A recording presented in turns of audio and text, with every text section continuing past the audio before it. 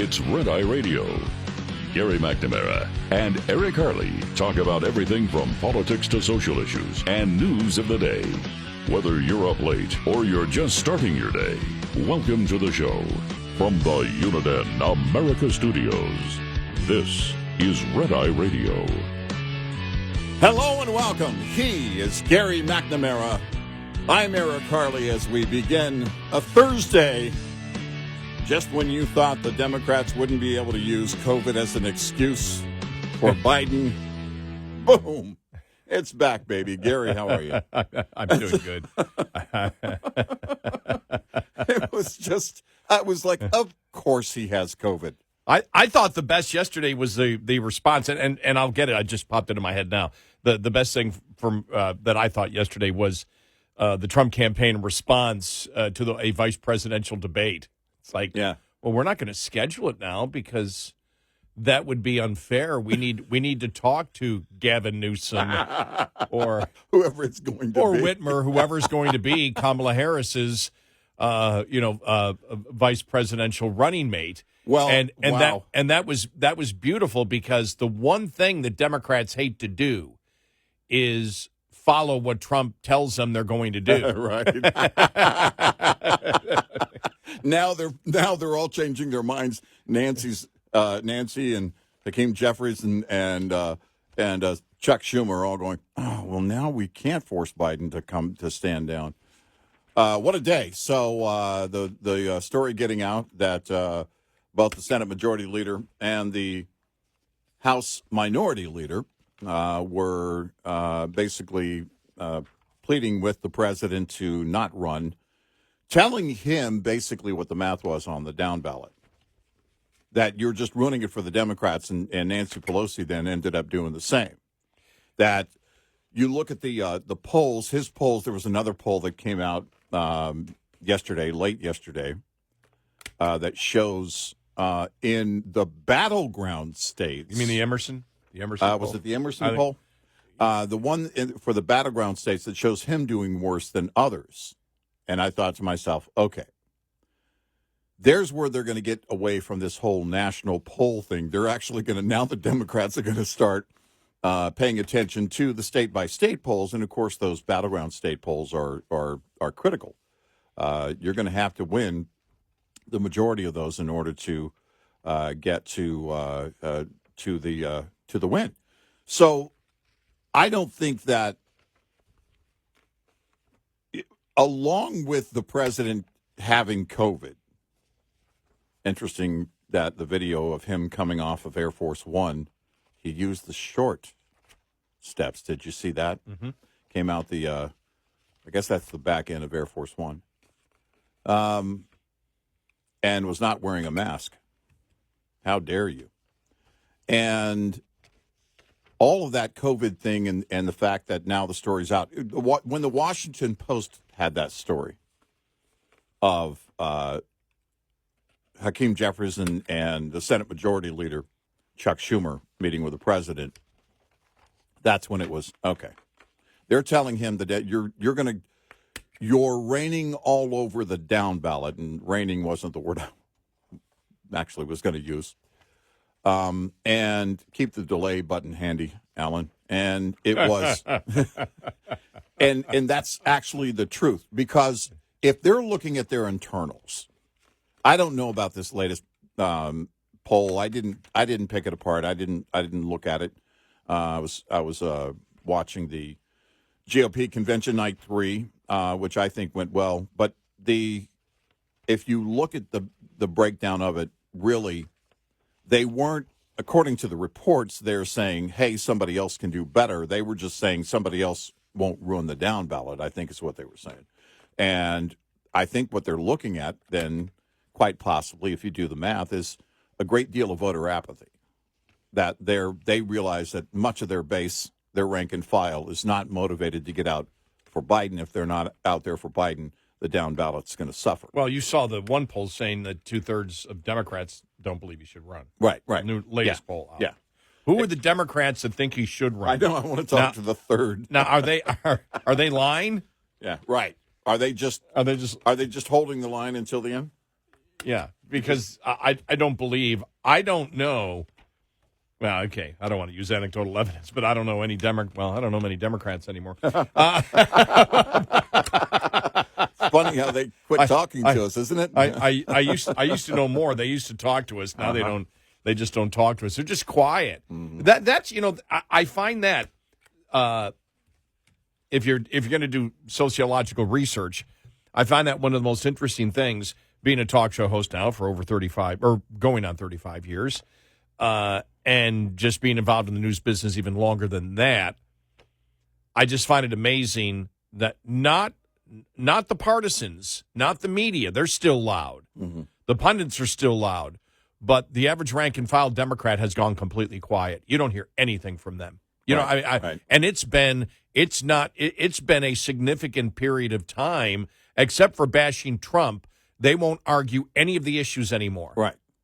And this is from a talk show host perspective that, and the perspective that you've dealt with, the input that you get from listeners that, and I don't know what the breakdown used to be, or the breakdown is now of talk radio audiences, but it used to be just a few years ago, basically 60% of the people listening to you would be Republican and 40% would be Democrat, even if they disagreed with you. Mm-hmm. And so you had active responses to it. You had, but then again, when I became a talk show host in '89, most Democrats would debate the issues with you, and you started discussing the issues based on the facts that you agreed on. Right. Now you can't agree on any of the facts.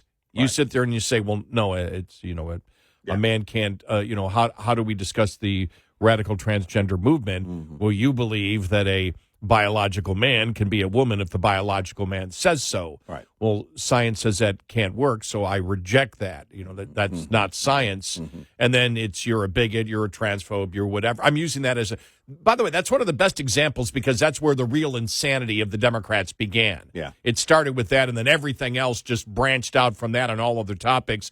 I think they thought, look, if we can convince the American public of something that is completely and totally bizarre, and we can intimidate them into believing it, well, then we can convince them of anything. Why they decided to take that road, who the hell knows? Except the fact, if you want to get power, if you truly want to get power, promote something that's completely insane and then attempt to intimidate people into believing it. One of the other things that we could throw in, and we say the liberal transgender movement because that actually occurred, that started before the whole defund the police or when Obama became, because it was Obama that became the catalyst. He was out in the forefront of demonizing police. That's where, if people don't know, that's where it started. Right. And it started early in his term. Remember the beer summit? Yeah. And we went from that point where he would jump on to automatically blame police. Right. And so that the concept that police were, all police departments were systemically racist to hunt down and kill blacks, they promoted and then used the blue wall of intimidation, to attempt to convince people. But that was after the beginning of the radical transgender movement. Yeah. Yeah. It, by the way, you talk about the labeling and the name calling the liberals have used for years. Babylon Bee had a great headline. Mathematicians have come to the conclusion that we will soon run out of things to call racist. It's something to that effect. I'll have to get the actual headline. But it's funny because they also had a headline the other day saying, we've decided to make it easier at the Babylon Bee. We're just going to actually post the quotes of Joe Biden. Well, and then you were reading headlines. I read you a headline yesterday saying there's no parity here. This is actually a news headline, and but where we are now, it's. I think this could have been part of what the liberal media was telling Joe Biden in his first month in office. Slow your roll on the executive actions, because the more you do, you're going to burn things out. And they went full steam ahead. And they went full steam ahead when everybody was still at home.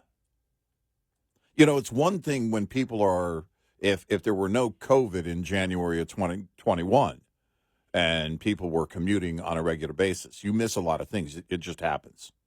You're getting up, you're taking your kids to school, you're getting to the office on time, you're doing all these other things that kind of take you out of the news cycle if you don't take it along with you.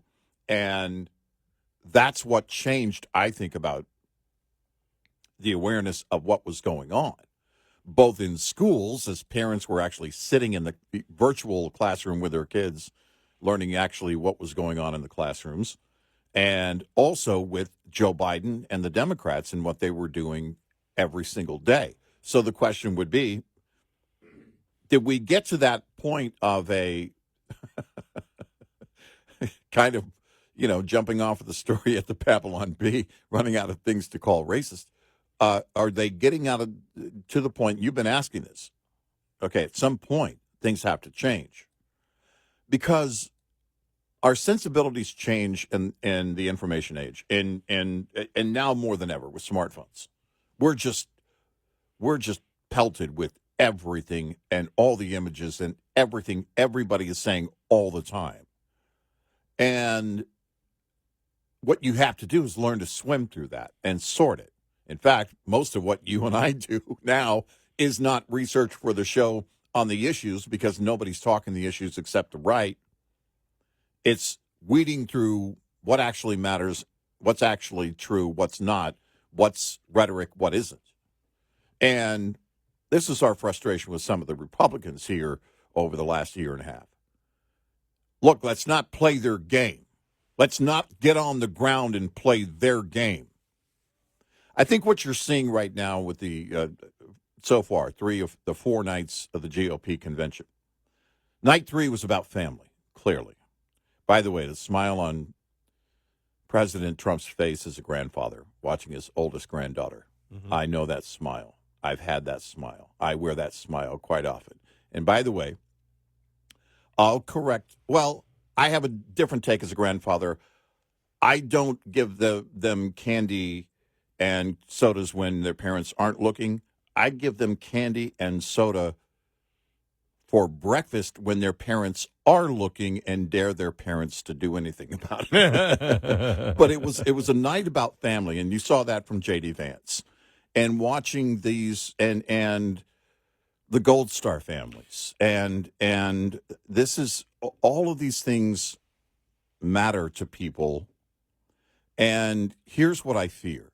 I fear that you and I, in our little fantasy in our mind that we have of political advisors, our days may be numbered in that regard, because it seems so far that they've been able to stay on message. Now, again, this is the pep rally before the game. You've got to win the game, and then you've got to go on and you've got to win by actually enacting policy. Well, yeah, legislation is completely different than a successful convention. But at least in the messaging there, in the convention, they're getting it mostly right. Well, a lot more righter than I thought they would. Well, what I thought yesterday, I mean, when you see some of the anchors talking about the Gold Star families talking about, I mean, that was just, we're in the mainstream media. We'll have some of the audio coming up. Mm-hmm. But it was an insane day yesterday. You talked about the fact that it's, when we come in, it's trying to sort through everything. Yeah. Yesterday was one of those days. Mm-hmm. I mean, my gosh, the stuff with the Secret Service and then the senators chasing her through the hallways of the RNC, trying to get her to respond was just nuts. And then everything about, it started early about that Schumer had gone in, face to face with Biden, right, and said, "You've got to get out." And Biden basically rejected him, saying no. And it's like, okay, Schumer went in. Pelosi had the conversation with him. I don't know if Pelosi was in person. I don't know. Yeah, I know. Go back and I've got that story, but I don't recall whether it was in person. They said Schumer was in person. I mean, it was. I went yesterday to get a passport, and by the way, it was great. I over prepared. I brought birth certificates, everything else, and I had my. It wasn't technically a renewal because my old passport expired 9 years ago. I never just got a new one. Right. But I had all prepared, and I walk in. There was nobody in line because you make an appointment. You walked in, and I said, okay, something's wrong here. It's running too smoothly. Right. And, Yeah. and they got me. They didn't need anything because they had they needed my license, but they checked that out. But they had the old passport, and even though it had been expired 9 years, it didn't matter. That had all the information, apparently, whatever the code is that they needed. And it was like I was in and out. My appointment was at 11 o'clock. I got there at 10:46 is when I checked in. And I was back in my car at 1 minute to 11. And I went, okay, this is the type of government efficiency we like. When you could walk no in doubt. and get that done. But I got back in my car at that point, and I drove to the store. And I'm sitting in the parking lot of the store, the grocery store. I couldn't get out of my vehicle because I've got my phone. It wasn't the radio, it's the phone. Yeah. And I'm going just through everything on X, on Twitter. And I'm like, my God, it's moving so incredibly fast. And you think yesterday it moved so incredibly fast. We had said it from the very beginning, last week and even into the weekend and then the beginning of this week. We said, no, it's coming back. They want Joe gone. This whole thing that, okay, now it's over, we didn't buy into. But it accelerated unbelievably fast yesterday, the movement to get Biden out. Yeah. It really, really ramped up because the Washington Post was on it. The liberal media was on it. CNN was on it. And then in the afternoon, Biden has COVID. Oh, yeah. By the way, how would you like to be in that restaurant he just visited, shaking everybody's hands, smelling hair and all that? Oh, my gosh. Wash your hair before you go to bed. That's my advice if you were in that restaurant. The fact of the matter is now everything's changing. I don't know. Is the COVID just a story? Is it a cover? Because he also said in an interview, CBS had this, that if a doctor told me I'm diagnosed with this or that, then, yeah, I'd consider getting out. But so far, no. We got a great show ahead, 866-90 Red Eye.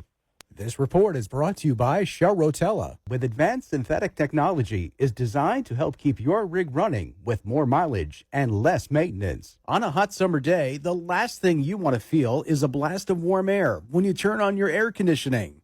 A malfunctioning AC system will leave you uncomfortably shifting in your seat. Not to mention, it can affect the safety and performance of your entire vehicle and your productivity. Keep your AC system running smooth and your deliveries on schedule this summer with the following maintenance tip. Replace your cabin filters at least once a year, as dirty cabin filters are possibly the most common cause of AC system malfunction, or worse, failure. Replace your cabin filters more frequently if you operate in a dirty or humid environment. We'll be right back with more Red Eye Radio with Eric Harley and Gary McNamara.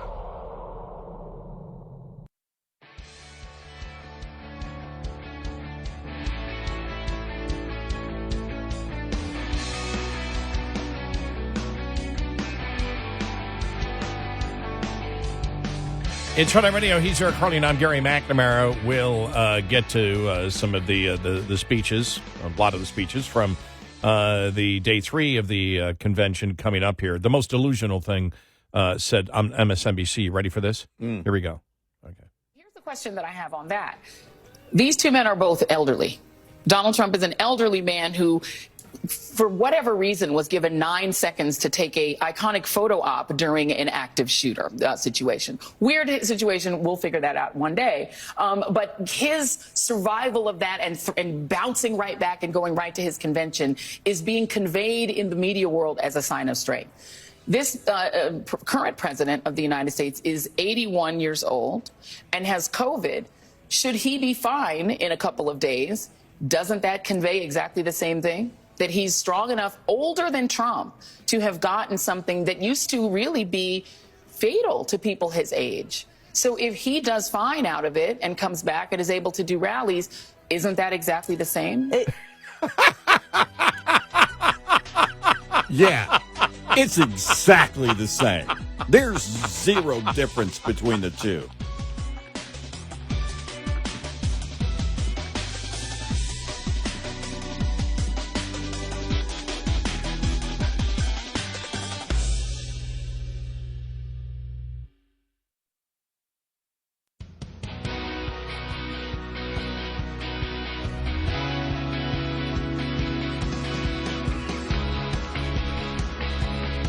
You're listening to Red Eye Radio from the Uniden America Studios. And he's Eric Harley, and I'm Gary McNamara. Day 3 of the GOP convention. Here's a snippet of JD Vance last night. Now, never in my wildest imagination could I have believed that I'd be standing here tonight. I grew up in Middletown, Ohio. A small town where people spoke their minds, built with their hands, and loved their God, their family, their community, and their country with their whole hearts. But it was also a place that had been cast aside and forgotten by America's ruling class in Washington. When I was in the 4th grade, a career politician by the name of Joe Biden supported NAFTA, a bad trade deal that sent countless good jobs to Mexico. When I was a sophomore in high school, that same career politician named Joe Biden gave China a sweetheart trade deal that destroyed even more good American middle-class manufacturing jobs. When I was a senior in high school, that same Joe Biden supported the disastrous invasion of Iraq, and at each step of the way, in small towns like mine in Ohio or next door in Pennsylvania or Michigan, in states all across our country, jobs were sent overseas and our children were sent to war. And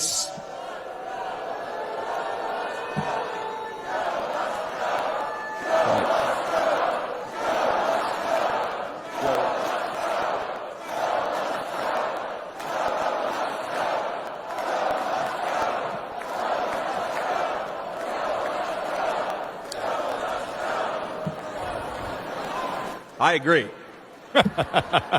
I'm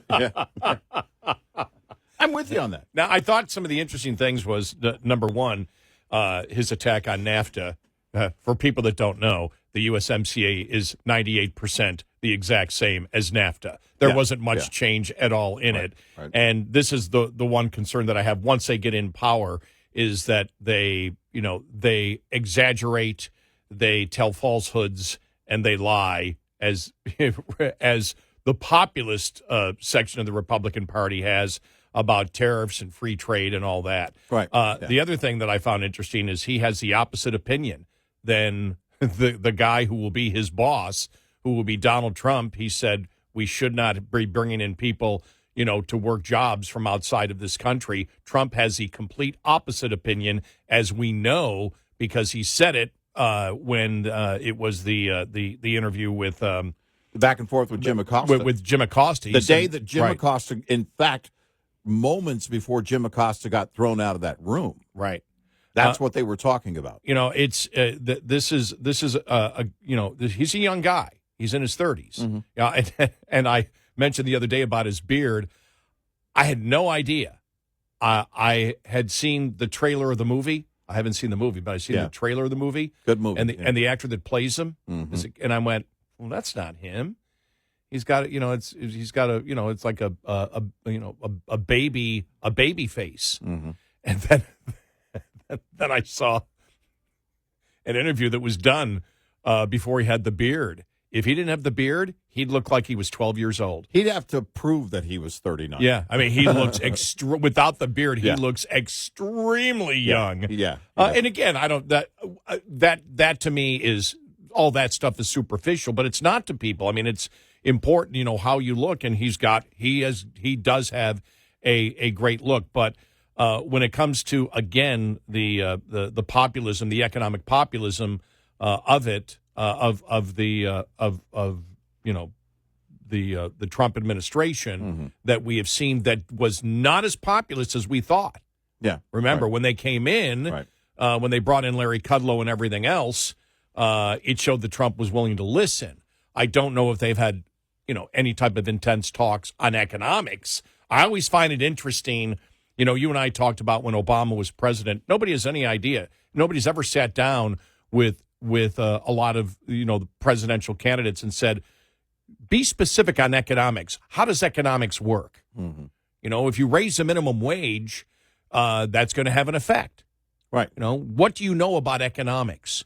When you say tariffs, what do tariffs actually do? Can you follow the money trail? Our audience knows more about what you and I think about economics than either Biden, Trump, or JD Vance. Yeah, or Kamala Harris, whatever. I'm just using that as an example. You know more about what we think. We've explained precisely how money flows. yeah. Well, and I think it's important because here's the thing. As conservatives, we don't want government involvement except for to protect its citizens. And that includes in trade, if we're going to do that and work with other nations on trade, and apparently we are because we've been doing it for a long time, then the idea would be to protect the intellectual property rights of American companies and American workers. Absolutely. Jobs as a result of those companies either failing or succeeding. And that's the difference when it comes to tariffs that you and I have put out there. Larry Kudlow, he talked about it when he was advising the president. I think he talked about it before he was called up to the White House when Trump was in office. And these things are important because if the government is going to, again, we go back to, for the Ron Paul fans who had no idea because he was against NAFTA, they thought he was against free trade. He wanted, he supported unmanaged free trade. That the governments need to get their hands out of it. There's one thing about safety regulations and everything else. You can't have lead paint and all of these things.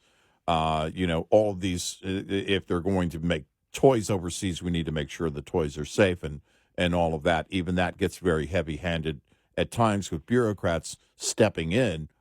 But the fact of the matter is it should be extremely limited as to what the government is doing on trade. And those trade routes should be established based on what the U.S. is capable of doing, and that's producing a great number of things. Innovation, when it comes to farming, so food supply, massive, and also energy. China does not produce oil. They don't produce oil. They rely on the rest of the world for oil, and we need to we're the big dogs when it comes to having reserves in the ground. That's a fact now. This, we're far past any discussion on peak oil. We've got enough reserves in the ground to be able to leverage. I know it just kind of makes you laugh, doesn't it? It does, yeah. But the leverage that we have against China is real. And when we go out of our way to refuse to use it, this is one thing that JD Vance brought up in another part of his speech and his address about getting our energy from here and not going around the world to get it from very dangerous countries, by the way. I don't think he phrased it that way, but I think that he's making the same point. By the way, in my mind, just a side note, I'm hoping that the GOP realizes we're going to have to, this is literally going to have to be an act of Congress. And I think if the GOP wants to be serious about that long term, they need a long-term policy in place, and they need to work toward that if they get the power to do that. But it is about the fact that we do have the greatest productivity. It is the fact that we do have the greatest innovation. When China's stealing everything, what does it tell you? The rest of the world wants to be as innovative. And that innovation is afforded through liberty. Let's be very clear about how all that type of innovation comes about. I had a friend of mine who is from Scotland, and he said, it's like Americans in many ways aren't because they don't know they can't do it. And he said in Europe, he said, we're told of these things we can't do. These so many regulations along the way to get things done. We can't become that as a nation here in the U.S. We have to make sure that we lower the amount of regulations and that we increase productivity. But we also, if it's going to be tariffs, that we do it for the right reason to protect the intellectual property rights of those innovators. Well, and your enemy. There's a difference with tariffs with your enemy, but don't promote tariffs as beneficial. Right. Because you're picking the winners and losers. That was something that Republicans threw at Democrats for the longest time. You're picking winners and losers. The subsidies for EVs, for example. Right. You're picking winners and losers. You're saying this is what the American public should buy, and government makes that decision.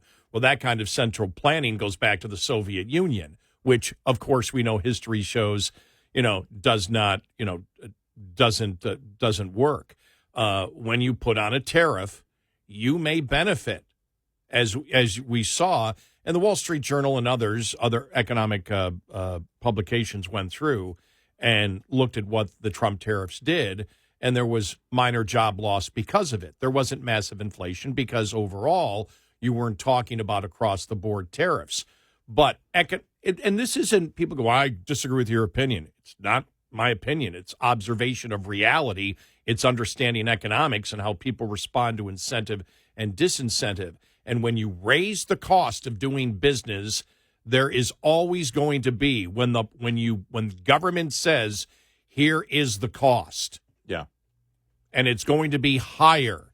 Yeah. That's going to affect either the price of that product, the amount of that product being produced, which means if there's less being produced, you have fewer jobs, or who you're selling to in America. And that's where the job losses come with the steel tariffs. Remember, Bush put on steel tariffs too. Yep. And then within, I believe, 16 months, reversed them because all the businesses down the line that had to buy steel at a higher price were laying off. And once they realized there was more job loss than actual gain, even though the steel company saw more of a profit, the people that they sold the steel to got hurt. Right. And that's my thing. I don't want the Republican Party, and I think there should be more pushback on the populist economics being put forth because there is a legitimate, this isn't the never-Trumpers who have TDS. It's about economics. It's what works and what doesn't work. But as we said on yesterday's show, the problem of doing any of these things is we have so much debt now, we have so much inflation now, that anything that hurts the economy you're going to feel, and you're going to feel at a greater length, faster, and for a longer period of time. And those are the things that you can measure. Look, JD Vance talked about. It was toward the beginning. He actually mentioned there are differences on opinion when it comes to economics and other things. So it tells me, I mean, I'm assuming he believes that. He believes what he said. And it tells me that, and we do know Donald Trump has the ability to listen. We saw that. The aforementioned Larry Kudlow was called in. It was like, okay, now he's wanting, because he had a very different, he had a really two different types of economic advisors, and he was listening to both of them, clearly, during his first term. So if that's the case, then there are plenty of people, hopefully, in the GOP that will get this right. You're not going to be able to put 10% tariffs on across the board. That's not going to happen, because that would be devastating to the economy, and that would be Donald Trump's legacy, and he doesn't want that. You're not going to be able to get that done. And if you did, there's no way to undo that in terms of that being your legacy. And then it's only a matter of time before numbers start shaping up against you in that midterm in 26. And you can't have that. You need the GOP on Capitol Hill for all 4 years if you plan to get anything done. And remember, as we talked about yesterday, there's a fight inside the Republican populist economic narrative. Trump's talking about lowering, he was in his latest interview, lowering the corporate tax to 15%. You got Josh Hawley, who agrees a lot with JD Vance and Trump on other things, that believe that corporate taxes ought to be higher. Right. Well, that's a stealth tax on the worker, and tariffs are a stealth tax on the worker, the person who actually on the citizens of the United States. You pay it. Right. Yeah. And so that's something they're going to have to. That's the thing that frightens me. Yeah. That's the one thing that frightens me. Everything else, I'm on board with the Republicans. Right. That's the one thing that frightens me. 866-90 Red Eye. Coming up, more with Gary McNamara and Eric Harley. It's Red Eye Radio.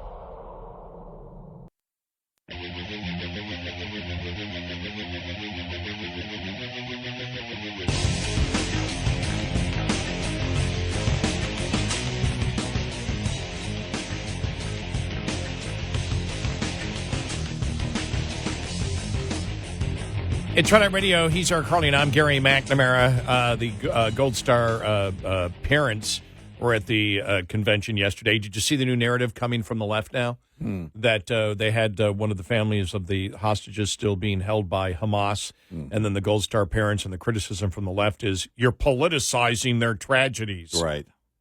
Yeah. Yeah, because of government policy. Right. Don't you want them home? Don't you want them? And that was another one with the hostages, and it was, it just honestly is going to fly back in the entire grand scheme of things against the Democrats. And my question is, what does the DNC look like? What are they going to be cheering? What are they going to be booing? Top of the hour news is brought to you by House Products. Visit houseproducts.com. This is Red Eye Radio on Westwood One.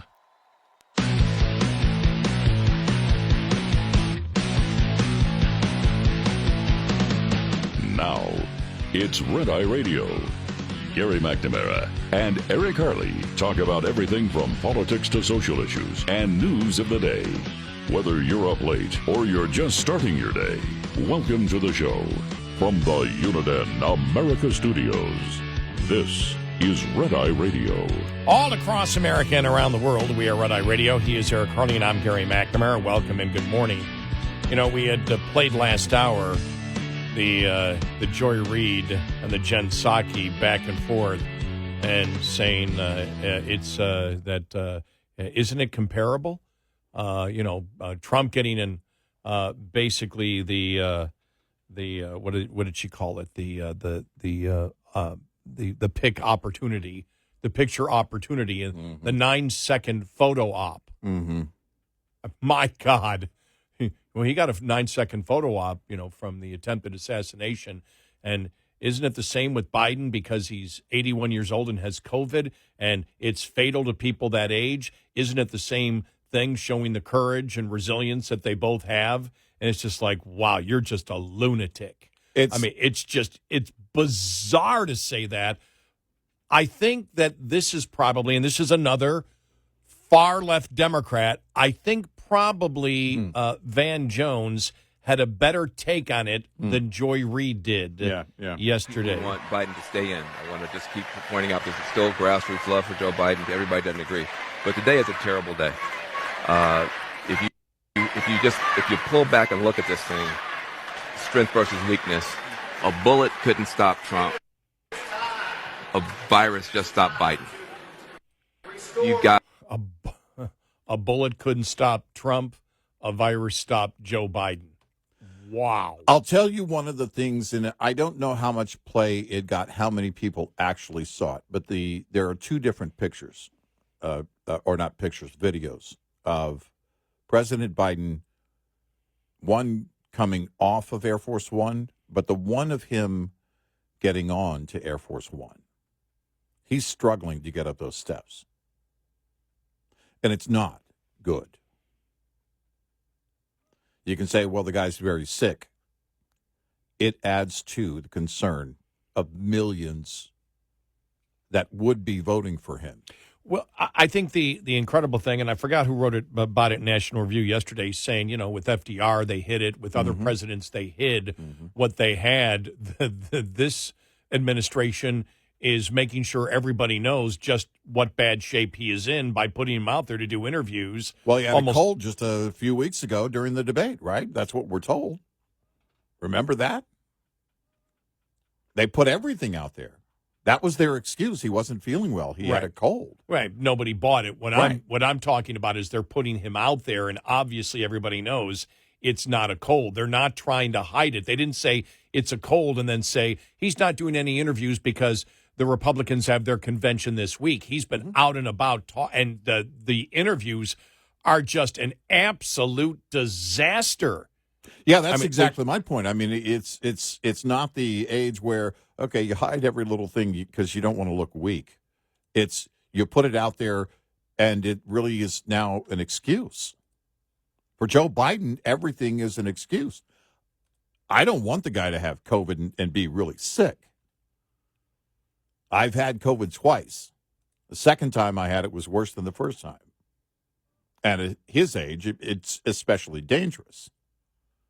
And if he does have COVID, let's hope he gets over it. But the fact is that you can't, everything is making an excuse as to why he's so weak. But They think, but it doesn't. My point is, it doesn't work because It works the opposite. They're putting him out there. yeah, They're we're making the right. same point. They're putting him out there to show, oh, he's fine, and everybody goes, he's not fine. Right. Stop it. Yeah, well, no, and it's also working against him because it does make him look frail. So he can't do this because he has a cold. He can't do this because he has COVID. He can't do this. He can't do this. Trump stands up moments after getting shot and pumps his fist in the air. And this is a problem. Van Jones is right. It's a huge problem. CNN reporting from a senior Democrat advisor, they didn't say who he's an advisor to, that Biden is more receptive, they believe, to dropping out, and he's now asking whether Kamala Harris can actually win. I think right now they're not worried about it's not even the win in the White House. It's going to be the down ballot. It's definitely going to be the down ballot. No, I think they're concerned about the presidency, too. I think. Well, I mean, they would want to win it, but I don't think now that if you look at the polls, none of the polls show that she's going to beat Trump. I don't know of any poll that shows she's going to beat Trump. Maybe I missed one. But you got to save the down ballot. Now, here's the question. Who does better in the battleground states for the Democrats? Because there was a new poll that came out yesterday afternoon, and I haven't been able to do the breakdown of it yet. But are they looking at it now going, okay, we're just going to have to measure by the battleground states. We want the best chance possible, but certainly we want to make sure that we save the down ballot and people don't stay home. Because that's what they're seeing. If you do the math, they're saying the down ballot's going to suffer because people aren't going to get out there. Democrats aren't going to just jump over, most of them, and vote for Trump. The one poll you're talking about is a Democrat poll because the Emerson poll showed that Trump is dominating, but the one that compared them all, and I just read, I read a synopsis on it. I actually didn't see the poll. Right. I didn't either. And it said that Kamala Harris fares worse than the other ones, and, you know, the other ones that are named, and the other ones that are named, according to the Democrat poll, all beat Trump. Mm-hmm. In the battleground states, right? It didn't say. It just said all beat Trump. I didn't see whether the battleground state poll was the Emerson poll. Mm-hmm. That's the one that showed Trump 46, Biden 42, and then it showed, if you take, again, that's head-to-head, which is useless. Stop doing that, by the way, pollsters. It's like, let's put up a make-believe scenario. Right. It's everybody in there, which would be Trump, Biden, Kennedy, Stein, and West. And in that poll, Trump is up +6. Mm-hmm. That's unbelievable. Yeah. Because you think about it, at this time, back in 2020, the polls show that Biden was up by 9. Yeah. That's 15-point swing. Yeah. Arizona, Emerson shows Trump 47, Biden 40. Georgia, Trump 47, Biden 41. Michigan, Trump 45, Biden 42. Nevada, Trump 46, Biden 41. North Carolina, Trump 48, Biden 41. Pennsylvania, Trump 48, Biden 43. Wisconsin, Trump 48, Biden 43. If you put everybody in now, Trump, and by the way, I don't believe the Democrat poll because it showed that when you include everybody else, Trump does worse. Mm-hmm. I don't believe that. So I doubt that Democrat poll is accurate. I don't believe that because you look at the Emerson poll, for example, it shows if you include everybody, look at these numbers here. If you include everybody, in Arizona, Trump up 10. If you include everybody in Michigan, Trump +3. Nevada, Trump +3. North Carolina, Trump +9. Pennsylvania, everybody in there, Trump +6. Wisconsin, Trump +3. Those are massive numbers.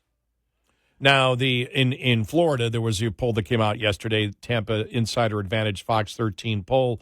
Florida, Trump 50, Biden 44. If you include if you put Harris in there, Trump 49, Harris 39, +10. By the way, I believe Trump is up more than 50-44 in Florida. I don't buy that. No, I agree. I think don't he's buy up. it in Florida. I think he's up a lot further than that in Florida. Yeah, I still think that Trump is always underpolled, and I still think he's underpolling here. But think about it, though, overall, when you take the general election, a 15-point swing, Yeah. which is all. I mean, that's independence. Yeah. You know how many millions of Americans that is at that point? Right. And so it was a horrible day. It's why you and I said, because remember, over the weekend, even into Monday and even into Tuesday, now that we're on Thursday, they were saying, oh, no, it's quiet. And you and I, on yesterday's show, we came out and go, it's not quiet. Here's what's going on behind the scenes. They want him out. Yeah. All of a sudden today, like I said, I went to get I woke up, had a cup of coffee, ran, jumped in the shower, threw on the clothes, went to get apply for a new passport, jumped back in the car, talked to my dad, got to the supermarket, sat in the supermarket for a half an hour, just looking at Twitter and X going, wow, it was an avalanche of change that quickly where it's like, okay, now he's out. Now he's going to be gone. Right. There's no way he can survive this. And we've been dealing with this since the debate. Yep. One day it's, oh, no, he's in. Oh, no, they're not going to move. And the next day, he's out. Yep. Well, and now there's a fissure in his ice, his defiance. And well, sources say.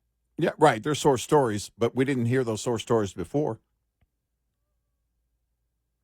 We heard nothing but, nope. He's being defiant. He's in it to win it. He's in it to win it. He's in it to win it. I guess I look at the media going, okay, this is our last chance.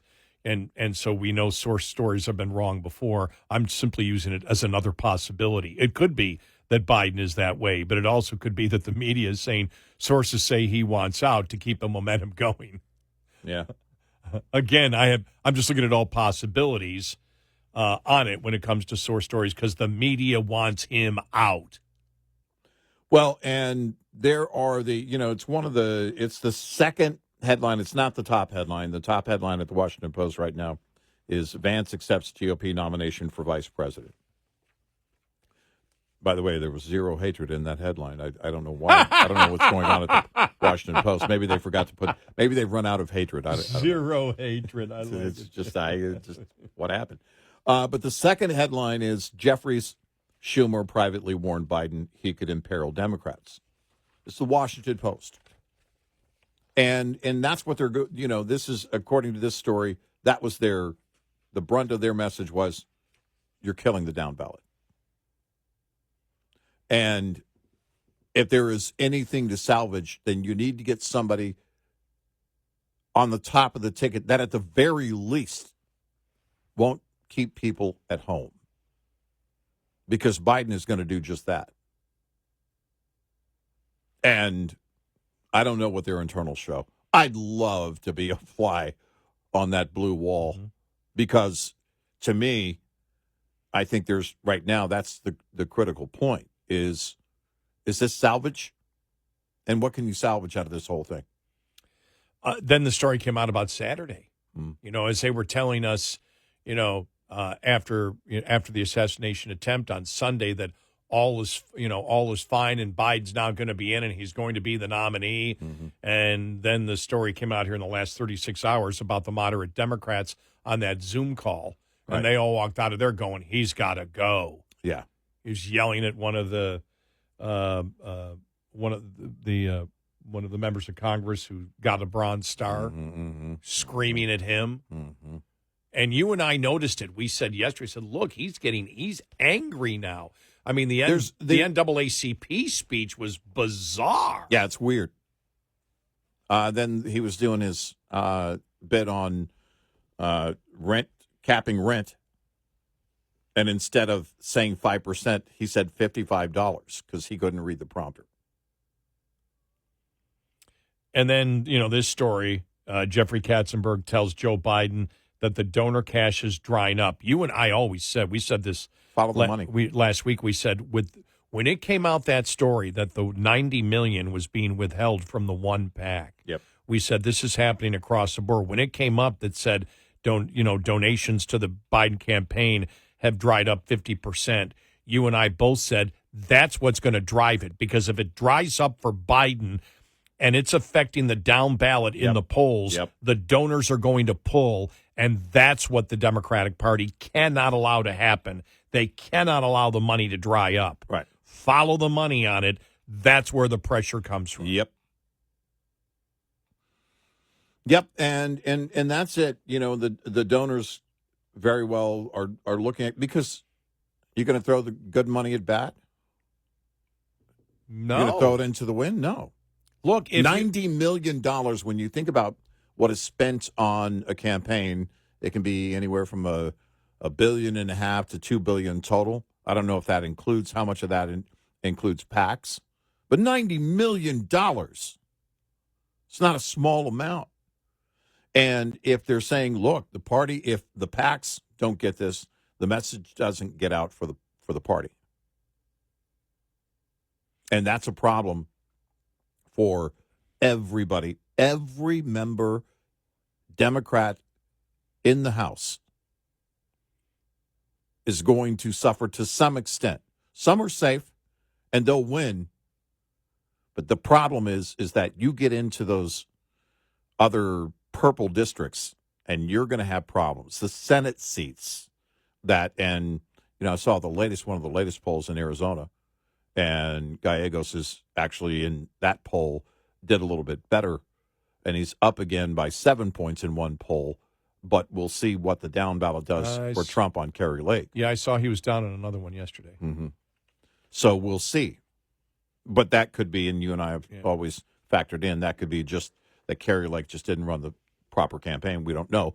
I tend to believe Trump is going to carry her on that down ballot. I would think so too, especially if he's up by, the one poll showed with everybody in him up 10 in Arizona. If she loses and he wins by 10 or more, there's something seriously wrong with the Kerry Lake campaign. When you and I saw it last week where it said, well, Democrats are resigned to the fact that Biden's now going to lose. He's going to stand and lose. Yeah. We went, well, that's not the story. Some Democrats may think that way. The donors aren't. Right. If you're saying, well, there's less of a chance of him winning now than there was last week, and the donors wanted out last week, the donors are gone. That's what's going to push us, and that's what's pushing it. I guarantee it. 866-90-RED-I. Brought to you by FPPF, Fuel Power Max. Owner-operators with authority generally have two options when it comes to sourcing freight. Brokers on the spot market or directly from the source, the shipper. As any trucker with relatively recent experience with spot freight knows, the highs of working the load boards can be really high. On the other side of that coin, however, when the market flips in favor of shippers, it can be tough to keep your business afloat working with brokers. The smallest carriers with direct customers, however, can hang on through tough times or even prosper, as long as demand for their customers' product remains at least somewhat stable. Owner-operators in it for the long haul make direct business with customers a principal goal. Owner-Operator Business 101 is provided by Overdrive's Partners in Business program. Go to overdriveonline.com to the Partners in Business section of the website for more detail on this and many other topics. Brought to you by Shell Rotella. With advanced synthetic technology is designed to help keep your rig running with more mileage and less maintenance. Lines open for your calls. 866-90-RED-I on Red Eye Radio.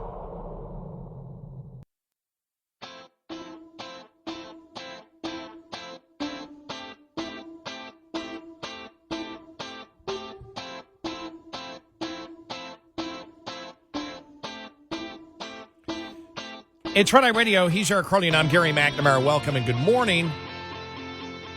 All right, we'll go over the poll. I found the actual poll, the Democrat poll that they took, where they asked 15,000 people, and it is looking at all the battleground states, and they do the 4 candidates. This was a Democrat poll that performed the strongest against Trump, and it would be Mark Kelly, Wes Moore, Josh Shapiro, and Gretchen Whitmer.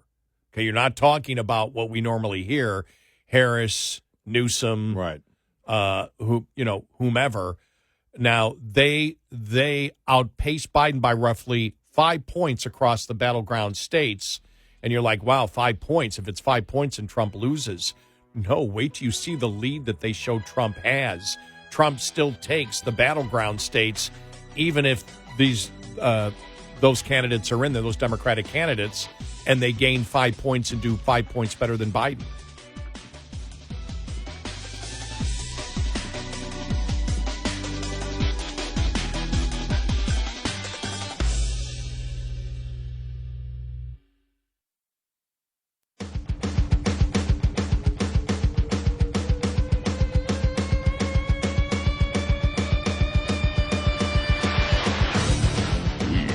Line open. 1-866-90-RED-EYE. Red Eye Radio. And he is Eric Harley, and I'm Gary McNamara. Welcome and good morning. Thanks so much for being here. All right, so looking at, by the way, download our Red Eye Radio app, and you can listen when and where you want. If you can't listen live overnight, Do it. a couple of minutes after the show is done, our show becomes a podcast, and you can listen. Because you should. Yeah. We demand it. We do. So here we go, looking at this Democrat poll that was taken. And it's one of the ones being used to convince Biden that he needs to get out. Now, the Democrats did this poll, 15,000 people, and they polled the 15,000 people for the major major battleground states. Okay, they have a bunch more states that they have, but this was specifically on different candidates, and that aren't Harris or Newsom, because it's like, okay, who would you be talking about? Mark Kelly, Josh Shapiro of Pennsylvania, Gretchen Whitmer, and Wes Moore from Maryland. Mm-hmm. All right, and so they took them. They polled the best, which means I guess Newsom and Harris polled the worst. And there was an average of like 5 point difference. They polled 5 points better in the battleground states. So when I saw that yesterday, when I heard that yesterday, I just said, and again, remember, it's just one poll. But if they're using this to get Biden out, I thought to myself, okay, that means 5 points. If it's in all the battleground states, then they win, right? Right. They're saying that they can win. Well, that's not the case. Because if you look, this is from the Democrat polling in North Carolina. Now, this poll over a period of a week from July 5th to July 12th. So this was before the unsuccessful assassination of former President Trump.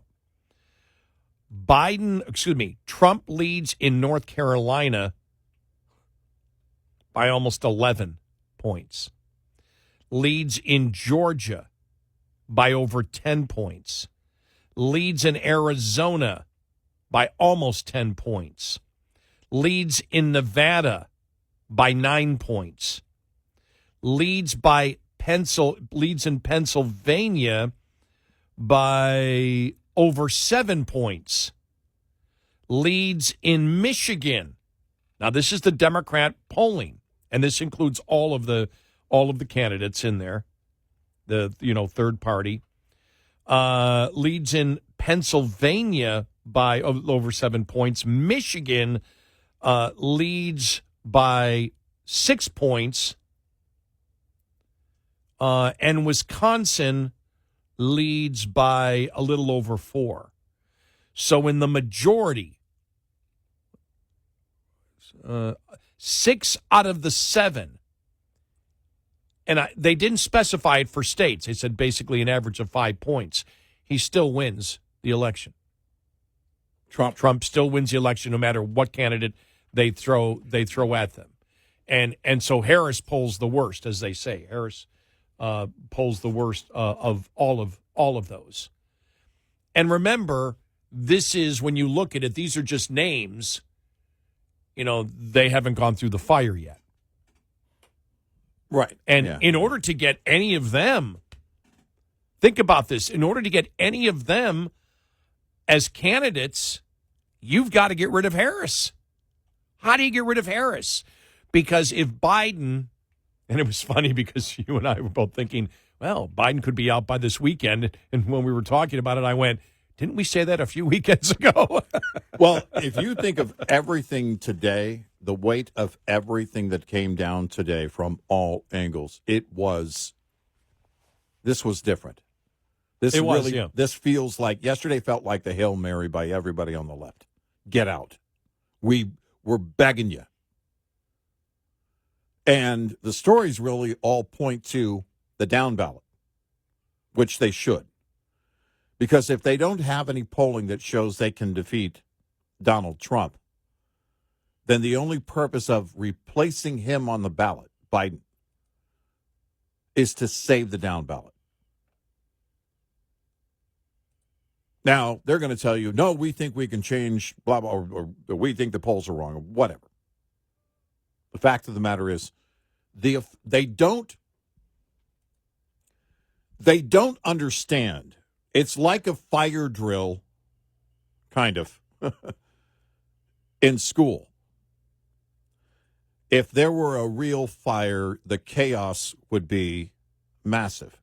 If he actually steps down, the chaos is the real fire. If he makes an announcement, it is going to send a message around the world. And believe it or not, there are still people in this country that aren't paying close attention to this election cycle, but they will be if Biden announces he's not running. Because what you would have to have, unless you would have to have, he can only, like his campaign money and everything could only go to Harris. And that would be if she took over the presidency. And so they're starting from, his campaign money does not become the other candidate's campaign money. He just can't transfer it over. And so you look at and then you talk about an open convention. And you've got 12, 15 people, an open convention, the protests that would be going on outside of the DNC, inside the DNC. Well, because the pollsters are offering up these names. As you mentioned, these names are just these names. There hasn't been a real vetting of these individuals outside of Kamala Harris. Right. And she's been vetted because she's been vice president for the last 3.5 years. But what does it tell you? Well, her vetting process didn't go well if these polls are accurate in any way. Well, then you get to a point, as you mentioned, for the process to take place next month or whenever their convention is going to be. Then you have to get down to the wire on the delegates, and delegates already saying to some of the reporters over at Politico, I'm going to vote my conscience. And a number of them are, that's actually, and again, it's a source story, but this is liberal media reporting on liberal delegates, and there is some accuracy to it, I'm convinced. To what extent, we'll only find out. But once Biden is out, and then let's say Harris doesn't want to run. By the way, I don't know what that mess looks like. You've got to convince them both. Or do you just say, convince them both of what? Harris not to run in order to bring somebody else up on the ticket. Yeah, right. 2 other people up on the ticket. Right, okay. You're not leapfrogging over her with one person. It's 2 other people. So, because you're going to have to get a veep pick. And she's going to have to what? Stand down? I don't know how any of that works. Well, and the other thing is, when I saw more of the polling out there yesterday. I mean, it's like 70% of Republicans and independents believe that somebody else is running the White House. That it's somebody on the staff that's running the White House. Right. 38% of Democrats believe that. Yeah. When I saw that, I went, whoa. That was pointed out. 38% of Democrats believe that. So Biden says, I'm not dropping out because I'm dropping out because I'm sick or whatever. Mm-hmm. We all know why. Republicans are going to pound on him to resign. Because if he's and we've said this, if you're saying you're not fit to run, you're not fit to run the country. Exactly. And then they're going to accuse Kamala Harris of being part of the cover-up that's gone along all the time. Yeah, this is what I'm saying about a fire versus a fire drill. The fire would actually come. We go through it with polls. We go through it with the media. We go through it in conversations about and speculation. But the fire that it would create by him stepping down, and then honestly, it has to be Kamala Harris. Because then you're scrambling. I mean, it really becomes, it is the difference between a fire drill and a real fire. No one's going to be in a single file line going out the door slowly. Everybody's running for every exit they can find. And they're trying to scramble for every bucket of water to put on the fire. And my gosh, I don't even know what that looks like. I mean, it's just horrible. Adam Schiff came out and said he needs to go. All right. Yeah, right. Let's go back to, because Republicans are going to pound this then, that everybody was involved in the cover-up, and that, Adam Schiff, that was the case it was made. Well, here's Adam Schiff in March going after Robert Hur, who said Biden's poor mental state makes it so they wouldn't they wouldn't prosecute. And here's Schiff's response. In the rules, Mr. Hur, what is in the rules is you don't gratuitously do things to prejudice the subject of an investigation when you're declining to prosecute.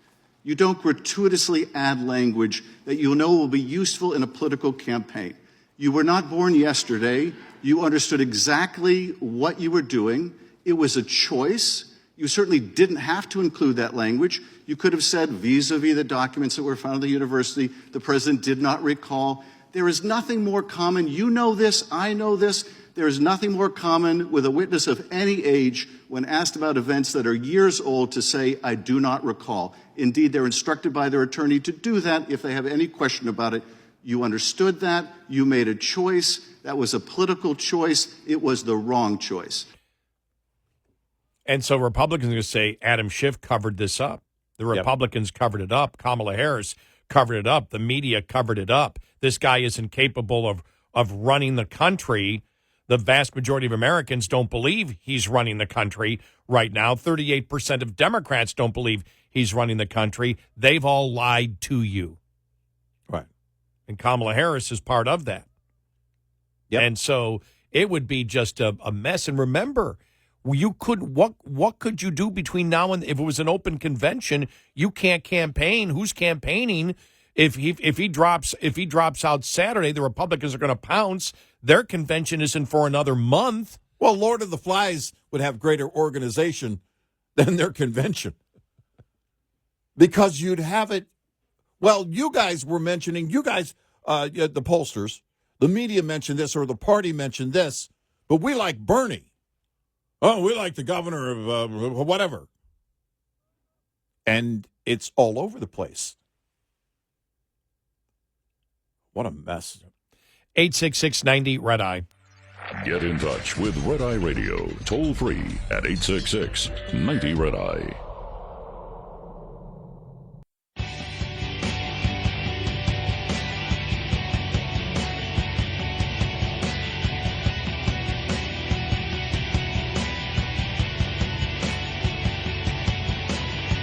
It's Red Eye Radio. He's Eric Harley, and I'm Gary McNamara. Yeah, NBC News had it a couple of weeks ago. What would happen to Biden's campaign cash if he drops out? That's up to Kamala Harris. Some campaign finance experts say Harris could use the money if she becomes a Democrat nominee because she's part of the official campaign. If Democrat Joe Biden decides to step aside, Harris would be in line to get first dibs on the tens of millions of dollars in his campaign war chest. Biden campaign manager said during a call, that Harris would then control most of the money in the campaign account, which amounted to $91 million as of May 31st. Don't know what it is now. That appears to be correct, according to some campaign finance experts, but likely only if she then becomes a Democrat's presidential nominee.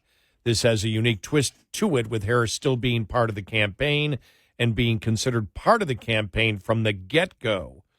Harris's name is listed on FEC filings for both Biden's statement of candidacy and his campaign account statement of organization, meaning she would likely be able to use the funds if she continues with the campaign. Campaign finance law also states that a campaign committee designated by a presidential candidate can be used by the party's vice presidential candidate. Both candidates are on the account, and I think that she would be able to use the money if she is running for president. She would be the only one that could do that. And so that's the other problem. You don't even know if you have an open convention. You have no idea who your candidate's going to be until you get to the end part of August. And then you've got to start raising campaign cash at that point. And there's going to be a war in between that. It's going to be a multi-level war from all different directions, because the delegates, the rank and file, are all going to be they're all going to be separate. And what they're trying to do essentially is put together a primary season to get done in a matter of days, and you can't do it. There's a reason it goes on for way too long, because things have to happen. They have to hear from the people on the ground as to who can win, who they're going to support. Because, well, we want Whitmer. No, we want Newsom. And if you can't get a consensus on any one candidate, then what happens?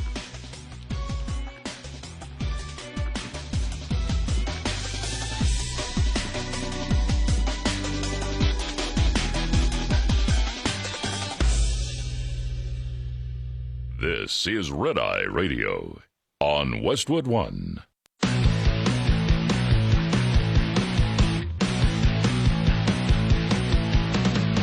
Now, it's Red Eye Radio.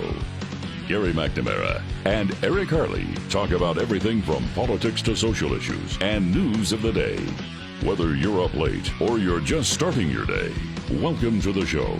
From the Uniden America Studios, this is Red Eye Radio.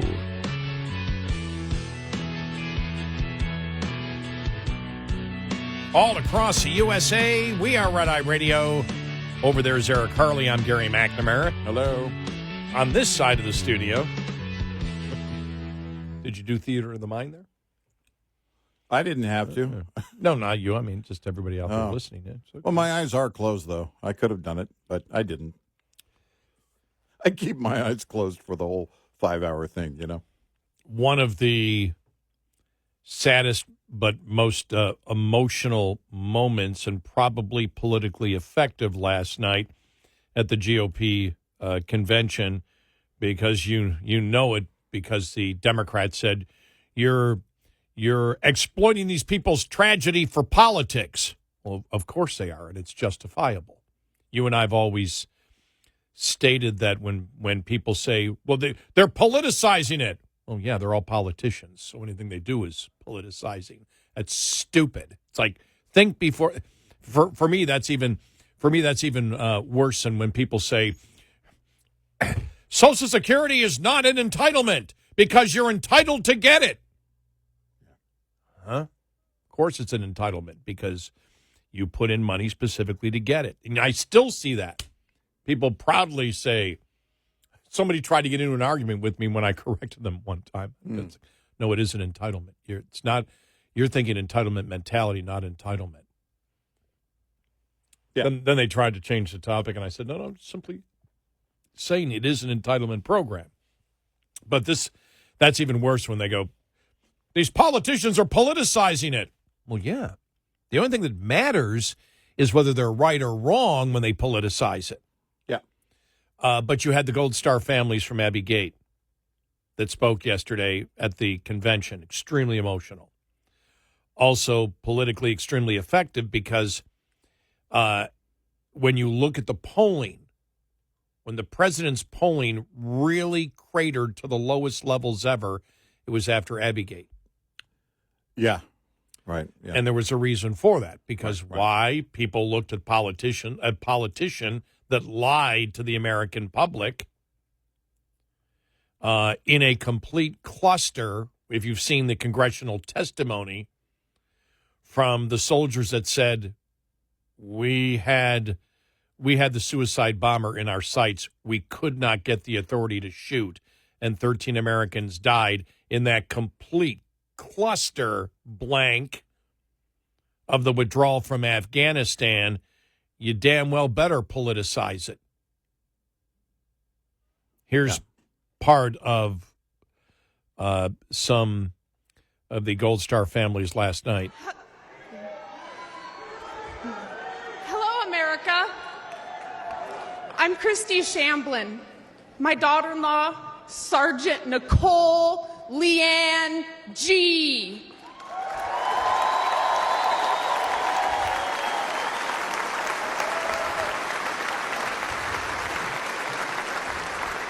Was a United States Marine, and she was killed at Abbey Gate in Afghanistan alongside 12 of her brothers and sister-in-arms. While Joe Biden has refused to recognize their sacrifice, Donald Trump spent 6 hours in Bedminster with us.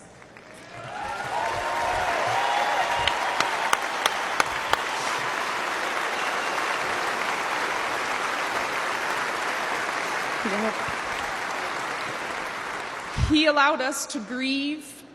He allowed us to remember our heroes. Donald Trump knew all of our children's names. He knew their stories, and he spoke to us in a way that made us feel understood, like he knew our kids. Donald Trump carried the weight for a few hours with me.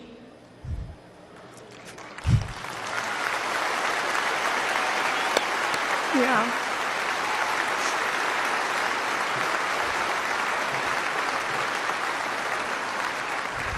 And for the first time since Nicole's death, I felt I wasn't alone in my grief. Thank you.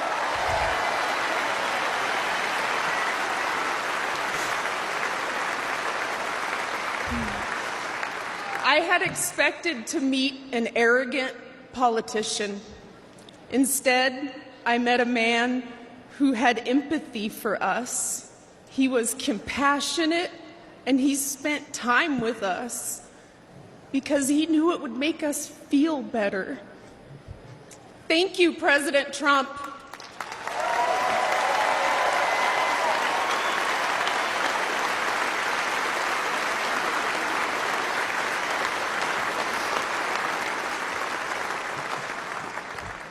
I'm Cheryl Jules, Nicole's aunt. Joe Biden said the withdrawal from Afghanistan was an extraordinary success. An extraordinary success.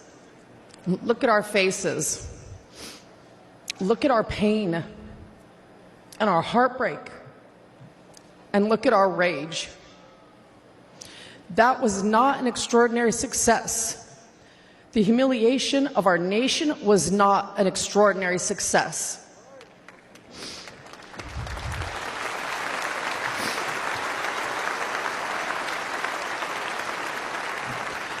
Joe Biden may have forgotten that our children died, but we have not forgotten.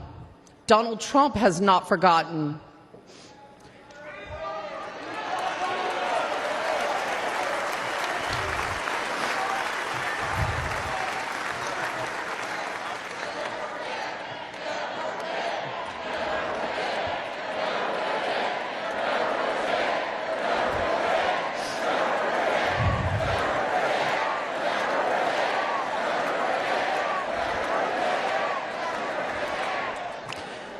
Joe Biden owes the men and women that served in Afghanistan a debt of gratitude and an apology.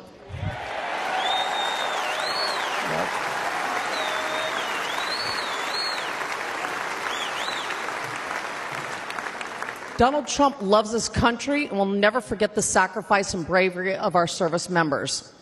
Join us in putting him back in the White House.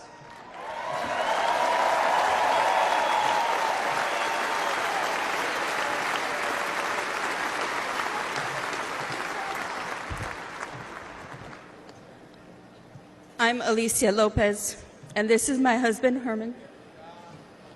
Our son, Corporal Hunter Lopez, whose name Joe Biden has refused to say out loud, was killed on August 26, 2021. He died during Joe Biden's disastrous withdrawal from Afghanistan. Hunter was 22 years old and planned to come home to California after his tour to follow in our footsteps. Herman and I work for the Riverside County Sheriff's Office.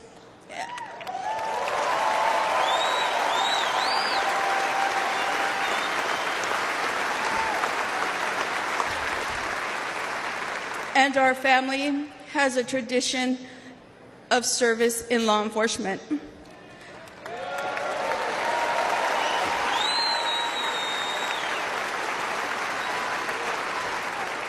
Hunter was excited to carry it on. Instead, in the nearly 3 years since Hunter's been gone, there has been silence. Silence from that empty space at the dinner table, where Hunter would have joined his brothers and sister and us for family gatherings. And there has been a deafening silence from the Biden and Harris administration.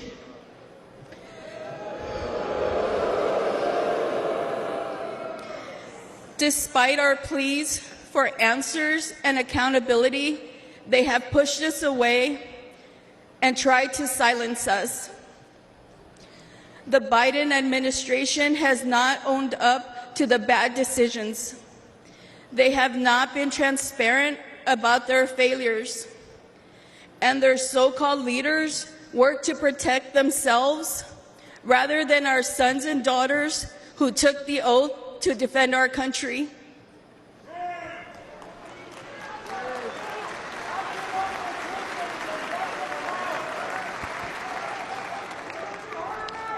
Thank you.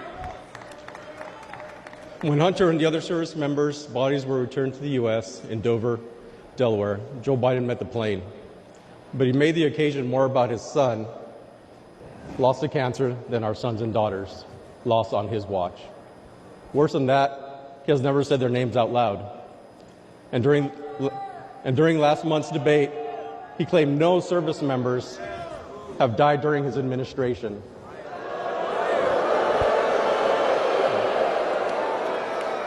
None. That hurt us all deeply. So Alicia and I are here to say the names of all 13 service members who lost their lives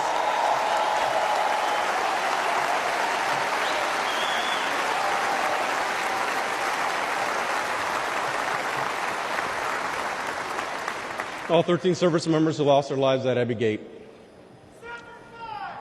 David Espinoza.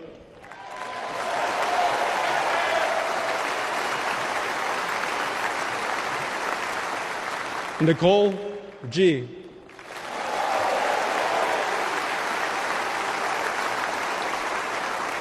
Taylor Hoover.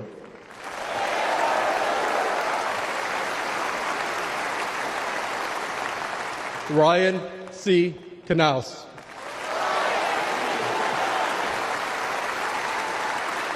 Riley McCollum.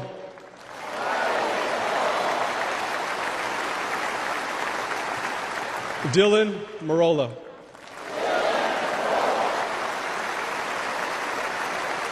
Kareem Nakui. Dagan Page.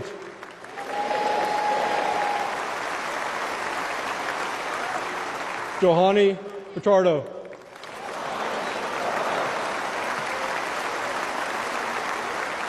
Humberto Sanchez.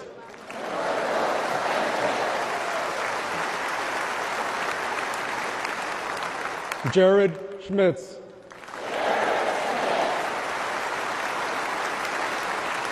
Maxim Sobiak.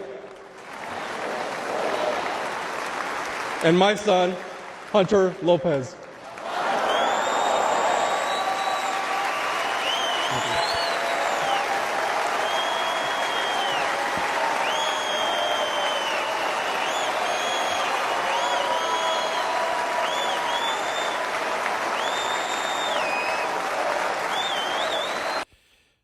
I'm telling you, that was pretty emotional, was it not, Eric? Yeah. There was a theme that ran throughout the evening on Wednesday evening, and it was about family with Trump's granddaughter getting up there, with JD Vance ending the night talking about his family. His mother was present, talked about his grandmother who passed in 2005, but the Gold Star families,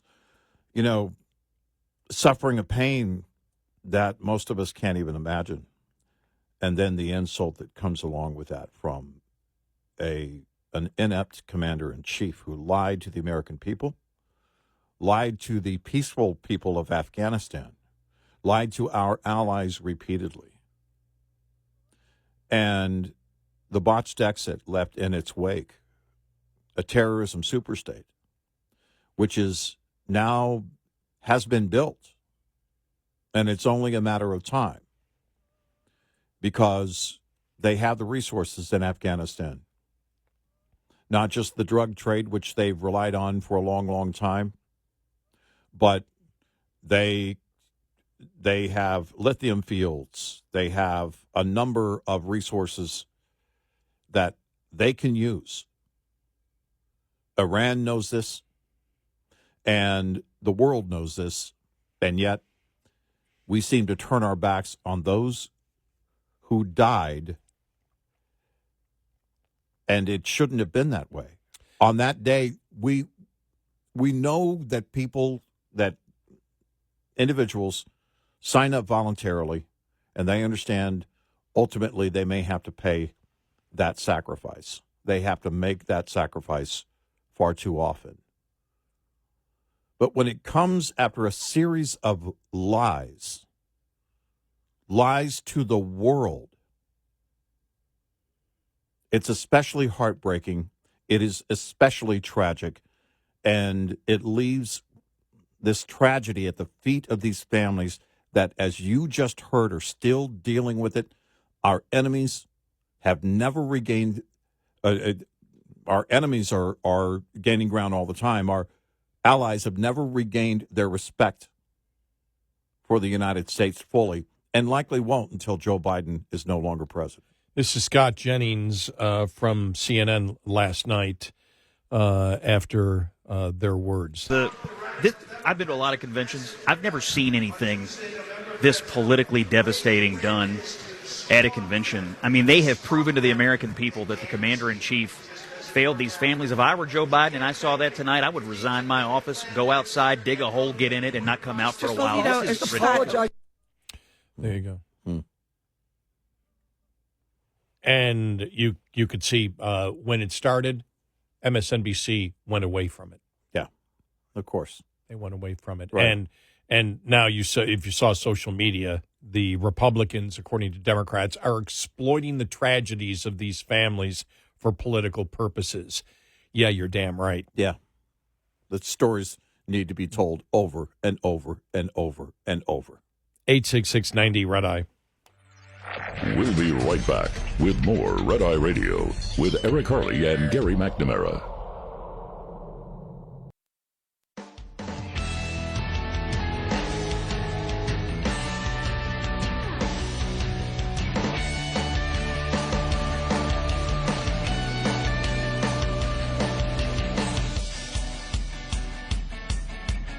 It's Red Eye Radio. He is Eric Harley, and I'm Gary McNamara, also on it. I mean, CNN, there's a lot of pounding on CNN of the Biden administration after the Gold Star families from Abbey Gate spoke. This is David Urban, senior correspondent for CNN. It's just unforgivable. Okay, Yeah.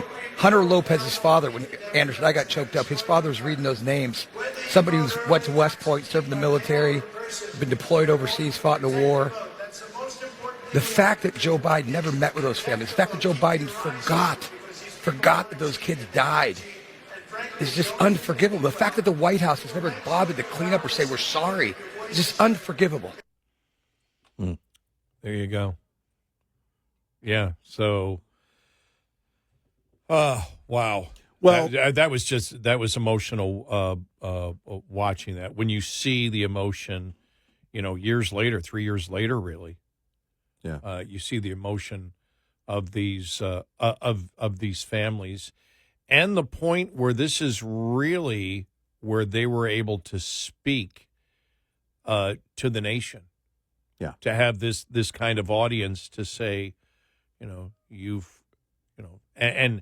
to the insult of Biden, and he knew he's not an idiot. They knew, in when he spoke and said that nobody had been lost, no soldier had been killed on his watch. Uh-huh. To not bring that up, and to know that you're going to get flack for that, but you believe that it is worth you pretending that this didn't happen, is just so reprehensible. Well, this is, again, these Gold Star families suffering the enormous loss and then suffering the insult from this administration over and over again. Yeah. And I don't know how you cope with such insult on tragedy over and over again. God bless it.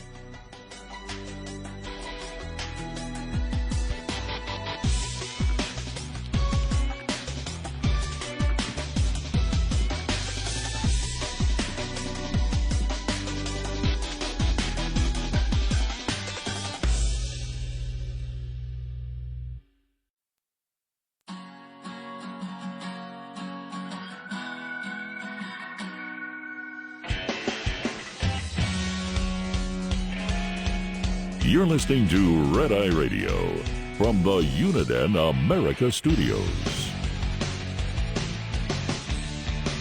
And good morning. I'm Gary McNamara. He's Eric Harley. Download our Red Eye Radio app today. You can listen when and where you choose if you can't listen live overnight. Well, let's digest a little bit of what happened yesterday and where this race is right now.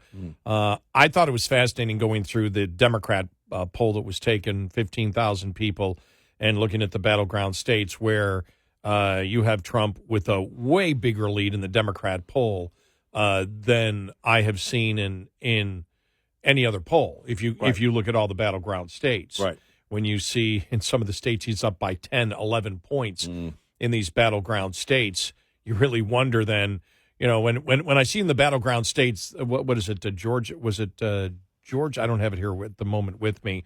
North Carolina, whatever. I think it was Georgia, up by almost 11 points. Right. In the Democrat poll. Yeah. And you're thinking, And Texas, they say, is only up by 9.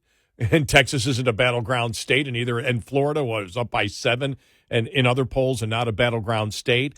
It makes you wonder, but we don't look at any poll and say that's gospel.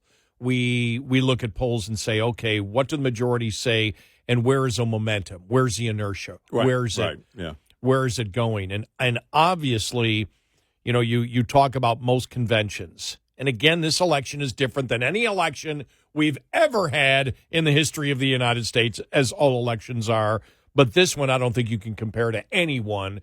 And that's why it's so hard to predict what's going to happen. But if Trump does take another 2 or 3 point, increase in his lead in the convention, and you'd know that by next week's polls, you would start seeing that type of movement sometime next week, probably around this time. You would then know. And you and I just saying earlier, wow, Biden could be out as early as this weekend. But if you see it next week, the Democrats are going to be in if Biden doesn't say I'm not running, and I don't even know if that's enough. I don't know if he's got to resign the office. I mean, well, that's it. I mean, we're all going by really this idea that's only been tossed around the political circles. How many have actually walked the process through? What's required? Okay, he's not going to run again, but he's going to remain president. He says he's too weak to run. Well, he's too weak to be president. So then what? Okay. Is Biden going to step down and also resign as president? I don't see that happening by this weekend. I could be wrong. But, and then what happens? Kamala Harris has got to rally the troops. She couldn't do that last time around. I mean, she dropped out in early December of 2019. You know, you look at the interview Biden did with BET. Let me play a couple of the audio cuts here. Here's one. Here we go. And so it's all about treating people with dignity. And it's about making sure that, look, I mean, for example, look at the heat I'm getting because I named the Secretary of Defense, a black man. I named Ketanji Brown. I mean, because of the people I've named. The black man. Wow. Yeah, and Lloyd Austin, and you know, I don't know if he couldn't remember his name, so we called him the black man. And that's just, I mean, there were just, and then the same lies are still coming out. I mean, the whole thing about what was he talking about when he was? He mentioned that he was involved in the civil rights movement, that he participated in sit-ins, that he got arrested being on a porch with a black family. All lies. And it's the thing is, though, everybody knows what the lies are, and it's the same ones over and over again. But he was mumbling and stumbling, and every time he comes out, this happens, and you think, okay, most conventions you get a bump. Right. This is a convention where I believe, without getting into the minutia of it, you've got not only the conservative mindset, you have people remembering that Trump, as an incumbent, the vast majority of Americans believe the economy was better. You've got now the Democrats being the party of the elite and the Republicans being the party of the working person, and they pounded that last night with JD Vance. You had the military people on. You know, you look at this election and where we are right now. I've covered politics for a long time. I have never seen, we've never seen what we've seen over the last month or so. But you think about this, what a historic election this is. No matter what happens, with Biden, whether he stays or not, that would even add to it if Biden dropped out. Yeah. Like, oh my God, that the election, it'll go down in the history books. Where 200, 300 years from now, they'll be talking about the election of 2024. I mean, everything you've had here, from the lawfare to the assassination attempt, to the insanity of where the Democrats stand on the issues.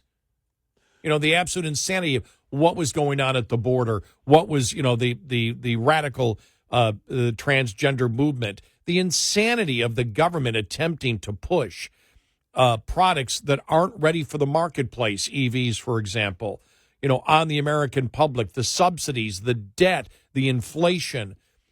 I've never seen in my coverage an election where the advantage is so great for one political party. Across the board, everything from competence to where they stand on the issues, it is. You look at this and you just say, this is epic.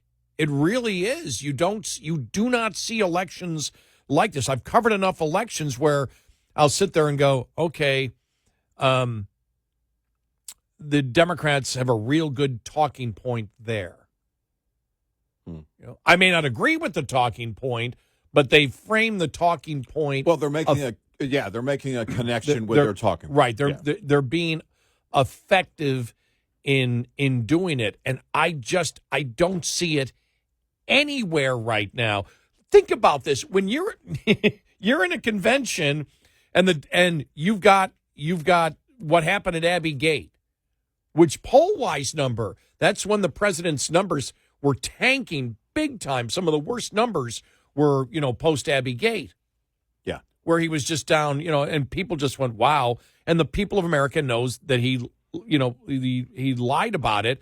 And so the Gold Star families, which have never had a chance to have this kind of audience, comes on with this incredible emotion. And what you get from the left is, they're trying to play politics with Americans that lost their lives. And you're like, wow, really? You're going to go with that?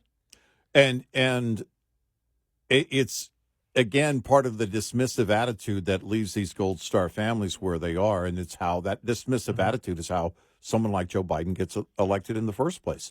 You just, every time they respond the way that they respond, they show why Joe Biden is president. And it was even, what's his name? The former head of the RNC, Michael, I got mind blank. Steele? Michael Steele. Mm-hmm. Well, he was on it yesterday on Twitter. Mm-hmm. Was that bandage really needed? Where's the medical reports? How come we don't have the medical reports on the president? Was it a bullet? What did the official doctors say?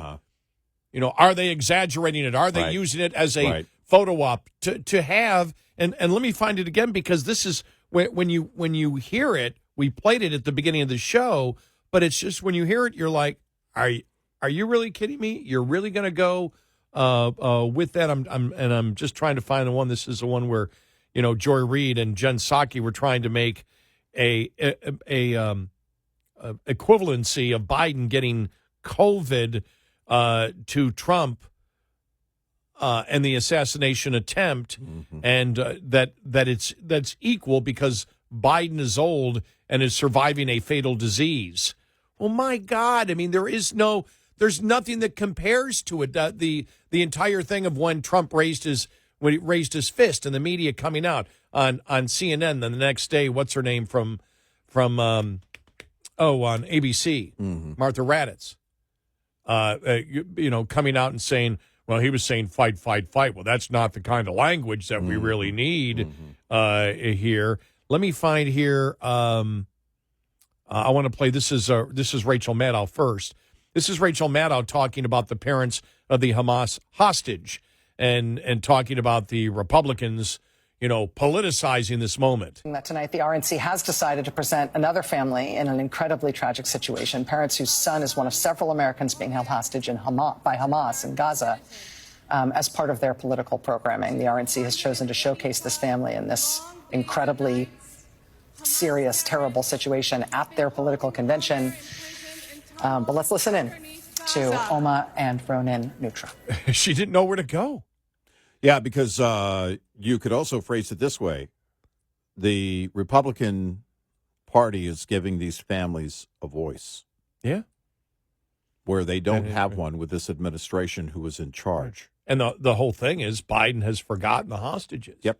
This is really incredible when he's forgotten those who fell in Afghanistan. He's forgotten. He doesn't want to recognize his massive mistakes. Here's Joy Reid and Jen Psaki on Biden recovering the COVID is, making the statement through a question, is the same as Trump surviving a bullet of an assassin. Here's the question that I have on that. These two men are both elderly. Donald Trump is an elderly man who, for whatever reason, was given 9 seconds to take a iconic photo op during an active shooter. Was given 9 seconds to take a photo op. What the hell? Are you kidding me? Let's continue it, though, but I had to stop it there. Here we go. Situation. Weird situation. We'll figure that out one day. But his survival of that and bouncing right back and going right to his convention is being conveyed in the media world as a sign of strength. This current president of the United States is 81 years old and has COVID. Should he be fine in a couple of days? Doesn't that convey exactly the same thing? That he's strong enough, older than Trump, to have gotten something that used to really be fatal to people his age. So if he does fine out of it and comes back and is able to do rallies, isn't that exactly the same? There's zero difference in the two. A highly contagious disease that literally everyone on the planet at the time was affected by directly versus an attempted assassination. No difference at all in the two. None. In fact, if you look in the medical books, they're on the same page, I believe. I can't read, and I also don't have any medical books, but I'm pretty sure I'm right about that. Let me play another one. Well, we'll play it coming up here because it's another one, but it's just a succession of liberals out there and the arguments that they're using, and they're so incredibly poor, and that's why I said they're desperate, and you know why? You know why they're desperate? This is exactly what they taught me day one. Becoming a lifeguard. They're going to cling to anything, including you. They'll put you under because they're struggling for air. That's what you see with the Democratic Party right now. They're below water, and they're drowning. 866-98 Red Eye. Coming up, more with Gary McNamara and Eric Harley. It's Red Eye Radio.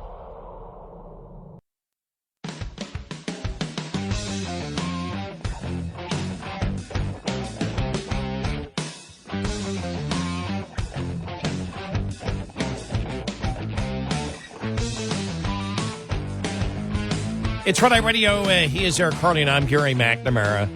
So, yeah, that where we are right now, I've never seen this in covering politics, how one party on the issues, complete domination on the issues that are top of mind for the voter out there, which is really inflation, economy, which is the same thing, and the border. Right.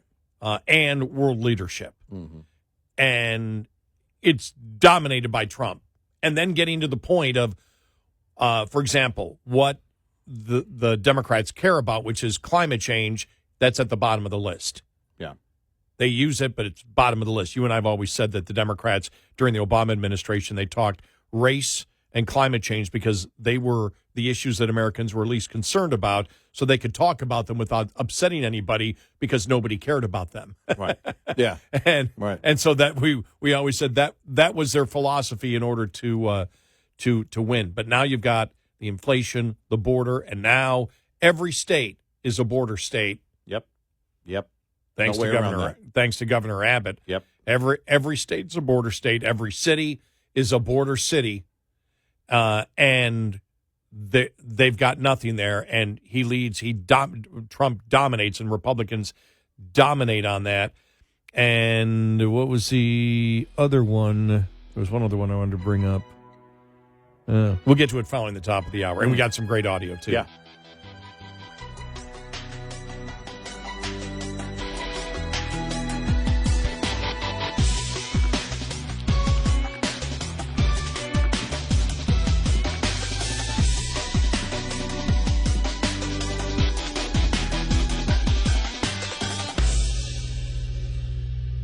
This is Red Eye Radio on Westwood One.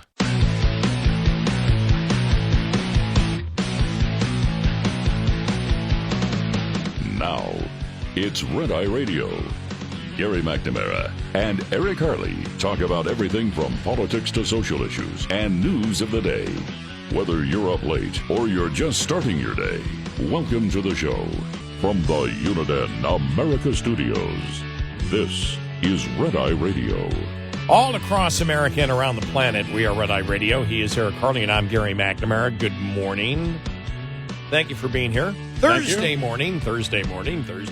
It just feels like one big blur. This entire week feels like it's all just one huge blob of one day that's not stopping.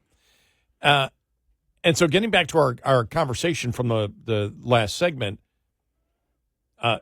I've never seen anything like this in my years of covering politics, which as a talk radio host has been 35 years, but overall 42, just being in radio. And even when I worked when I wasn't a talk show host. I was a station manager or a program director over news departments. So I've been covering the news and editing the news, also in some ways and manners, for the last 42 years. This I've never seen. I've never seen such an advantage of one political party over the other. And just to complete what I was saying before, when you look at the top issues out there that Americans care about, and that's politics. Politics is, okay, are we on the side of where Americans are? Well, on inflation, the economy, the border, foreign policy, absolutely. The Republican Party is where the public is. The one advantage, think about the incompetence of how Democrats read everything wrong. Democrats, I believe, would have the lead on protecting democracy if it wasn't for lawfare. Yeah. Donald Trump, people trust more to protect democracy than Joe Biden. That was not the case after January 6th. Yeah. The Democrats had to go out and try to prove to the American public over and over again, nah, we don't give a damn about democracy. And the lawfare did it. When you saw the different levels of prosecution, when you look at the classified documents case, right, and Biden, for example, versus Trump. Well, sorry, Republicans are treated, differently. When you look at the charges that were brought,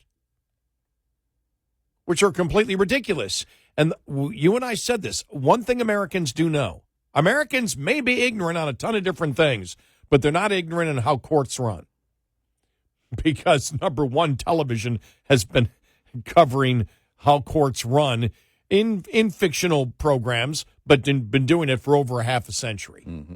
Most Americans know how things run in the courtroom. They know the prosecution. They know most of the law. They've watched Law and Order, Perry Mason, Night Court, Matlock, Night Court.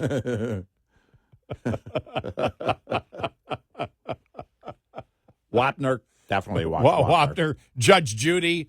They basically understand it.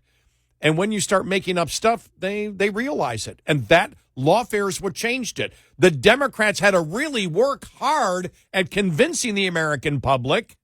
It wasn't a one-off. All right, what happened on January 6th? We didn't like that. The imagery was horrible. Where did Trump stand on it? That's one thing, one incident. Then you had the premeditated and calculated move to use lawfare and make up stuff against the political opponent. You really had to work. Democrats had to work very hard to prove to the American public that they could trust Donald Trump more on protecting democracy than Joe Biden. Then climate change, nobody cares. Latest poll out, nobody cares. It's at the bottom of the list. Yeah. Then you look at other things. You look at critical race theory. Americans didn't buy into it. They were intimidated to say the right things for a while, but they didn't buy it. No. DEI. Look at where DEI is going. Oh my gosh. You see, what was it? John Deere released a statement rejecting DEI policies just in the last couple of days. We're committed to our customers. Microsoft has cut their DEI team. Yeah. And the HR people are upset about it. Well, what do you mean DEI isn't business critical to a company? It's not business critical to a company. It isn't. And it's discrimination. You find the most qualified applicants, and that's it. Right. You find the most qualified individuals to carry out the mission statement of the company, and that's it. That's the only reason you should be looking for people, is if they can be productive. And then you look at the insanity of the radical transgender movement. Yep. Think about this. California. And they're walking around proud. Gavin Newsom signed it. I did good. I made sure that parents don't know what's going on in their children's head. The state will keep from parents what their children are thinking. Yep. And doing. And doing.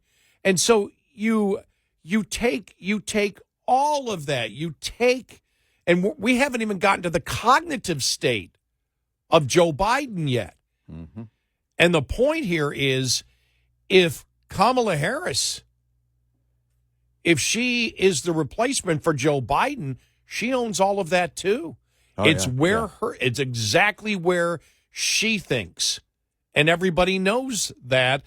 Here it is last night, again, from Scott Jennings, and it's a bunch of different clips from CNN as last night as they talk about Kamala Harris being a possible replacement.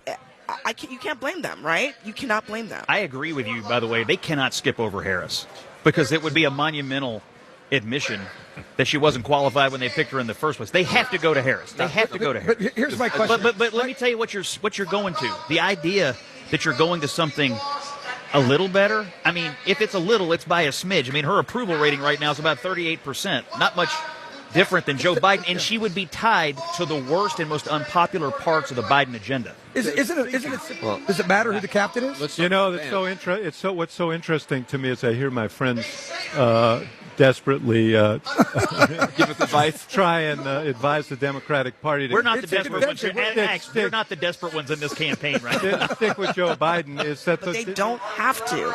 They do not have to. They can do this at the convention. Let me ask you guys a question. What about Kamala Harris's forays into presidential politics has convinced any of you that this would be anything other than a huge dumpster fire? When she ran for president, it was the literal worst. Her high water mark was... I covered her in 2020. It was awful. I like David Axelrod getting in there. Oh, you're very desperate, as if Kamala Harris is going to be this thing that Scott Jennings and the other Republicans on the panel are desperately scared of.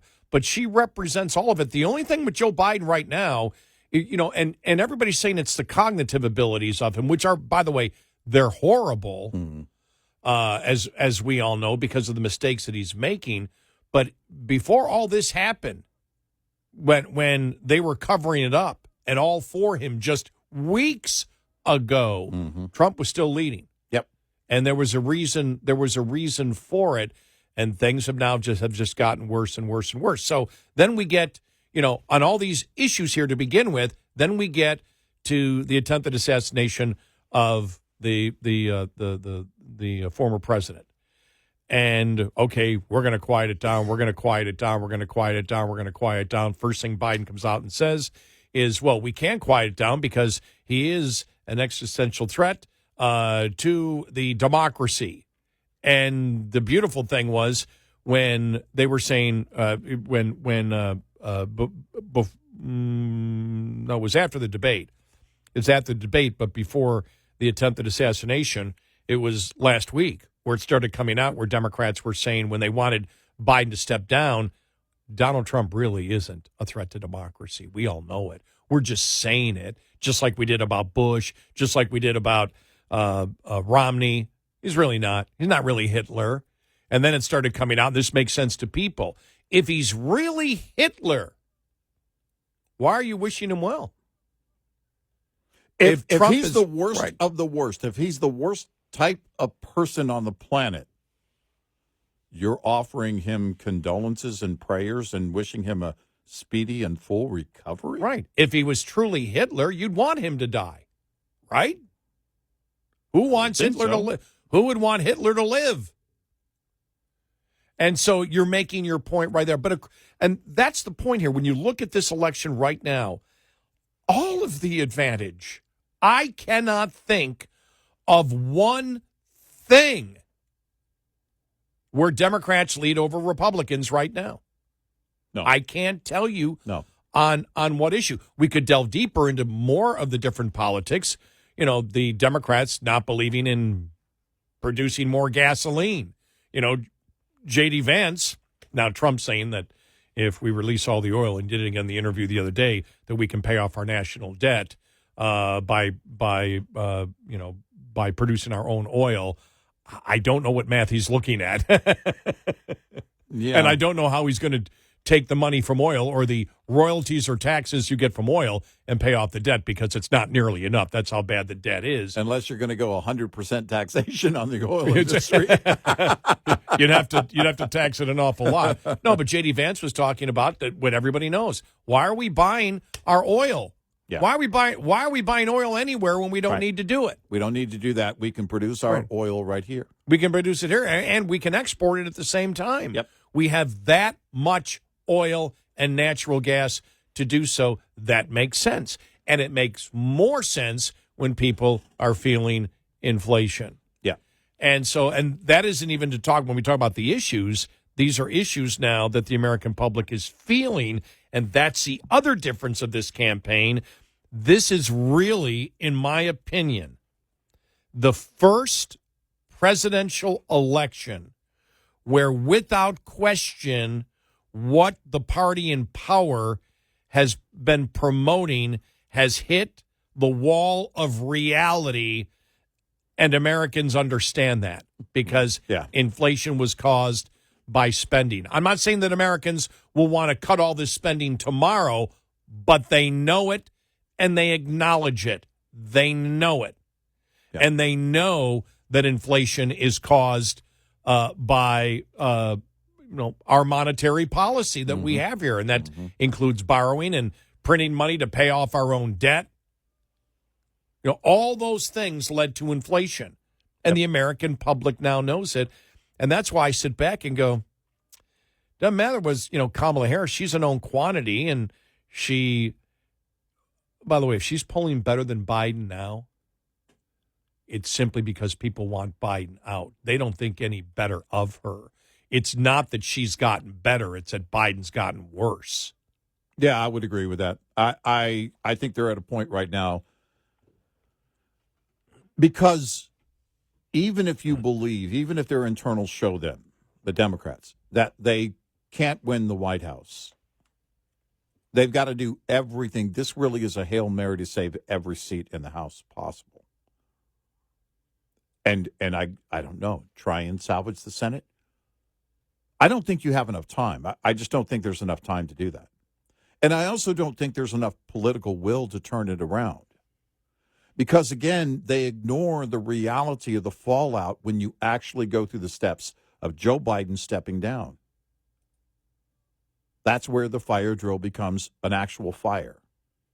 And it's very different. It's not single file toward the door. It's run for the fastest you can for any exit, whatever's closer. And I don't know how they do this. Because then the media will right now is focused on a number of polls that show this and that. Well, the media is also, and I mean the liberal media, they're very opinionated. They're activists at every turn. So then you're going to get all the opinion makers in those newsrooms going, well, it shouldn't be Newsom. It should be Kamala. Well, it shouldn't be Kamala. It should be Newsom. No, it should be Whitmer. No, it should be, and there you go. And where does it end? They believe they can get basically a primary season that typically runs a year and a half or longer done in a matter of weeks. And you can't. You're going to hold special primary elections? I mean, I would think you'd have to go through something like that. Or does she just take the campaign if she were to stay in? Yeah, it's the great unknown. Exactly. Probably you would want Democrats screaming for some type of open convention, which would be a zoo. Because that basically becomes a speed dating type primary season where then the delegates are going to have to listen to the people of their state, right? How are they not? Mm-hmm. And they're going to have to do the will of the people of their state. Well, you've got some very different states that have very different opinions as to who should take the party. We look at that Democrat poll that was taken, which has apparently been shown to Biden, where they said that, look, you can't win. And the numbers, if you look at it, you would look at it as an outlier poll because this is a Democrat poll, 15,000 people. and they focused in on the battleground states. North Carolina, Trump up by 11. I don't know a poll that shows him up by 11, but this is, again, the Democrat poll. Georgia, up by 10. Arizona, up by 10. Now, I'm rounding off here, by the way. Nevada, up by 9. Pennsylvania, up by over 8. Michigan, up by 7. Wow. Wisconsin, up by a little over 4. New Hampshire, Trump up by 2 points. Virginia, Trump up by 0.6 points. New Mexico, Trump up by a half a point. Maine, Trump down just 0.2 of a point. Minnesota, Trump just down 0.4%. And Colorado, Trump down by roughly a 1.5 points. I mean, you look at those numbers, is that just based on his cognitive abilities, or that we're getting closer to the election, it's based on the issues? And if it's the issues, it doesn't matter who you put there. No. Well, and it shows, because even if you take those the 7 closest ones there, that Trump is way up in, even though the preferred candidates that poll best poll 5 points better, they still lose. 866-90 Red Eye. Brought to you by Hot Shot Secret. Hi, I'm Jen Loomis, a transport safety expert at JJ Keller, and I'm here to share a tip on roadside inspections. Roadside inspections all begin with the driver interview, during which the officer will gather basic information from the driver and prepare the driver for the inspection. The officer will also be evaluating the driver, determining if the driver can speak English, is under the influence of anything, has an illness, or is fatigued. The officer will ask the driver for required documents, including vehicle and driver credentials, the driver's log, and shipment paperwork. The officer may also conduct a vehicle inspection. Before beginning the inspection, the officer will take steps to make sure the inspection can be done safely. These include chalking the wheels, wearing personal protective equipment, and explaining what will be required of the driver. The driver needs to pay close attention to these instructions so that the vehicle inspection can be conducted in a manner that is safe for the inspection official. This tip was brought to you by JJ Keller and Associates. Visit us at jjkeller.com. Lines open for your calls. 866-90 Red Eye on Red Eye Radio.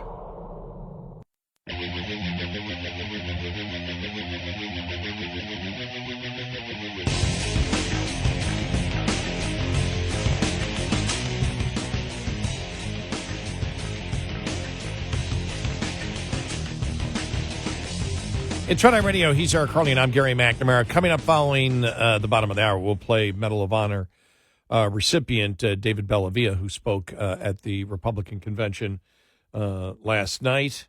But when you look at everything that we just mentioned about where the political parties are positioned right now, in a place where I've never seen it before. And yeah, it does, don't worry, it does sit in the back of my mind. How will Republicans and Trump blow it? It's like, because they have every advantage right now. But then you went on top of that, the money. If it's not Harris, nobody's going to be raising any money till after the convention, if it's an open convention, to decide who's going to be the candidate.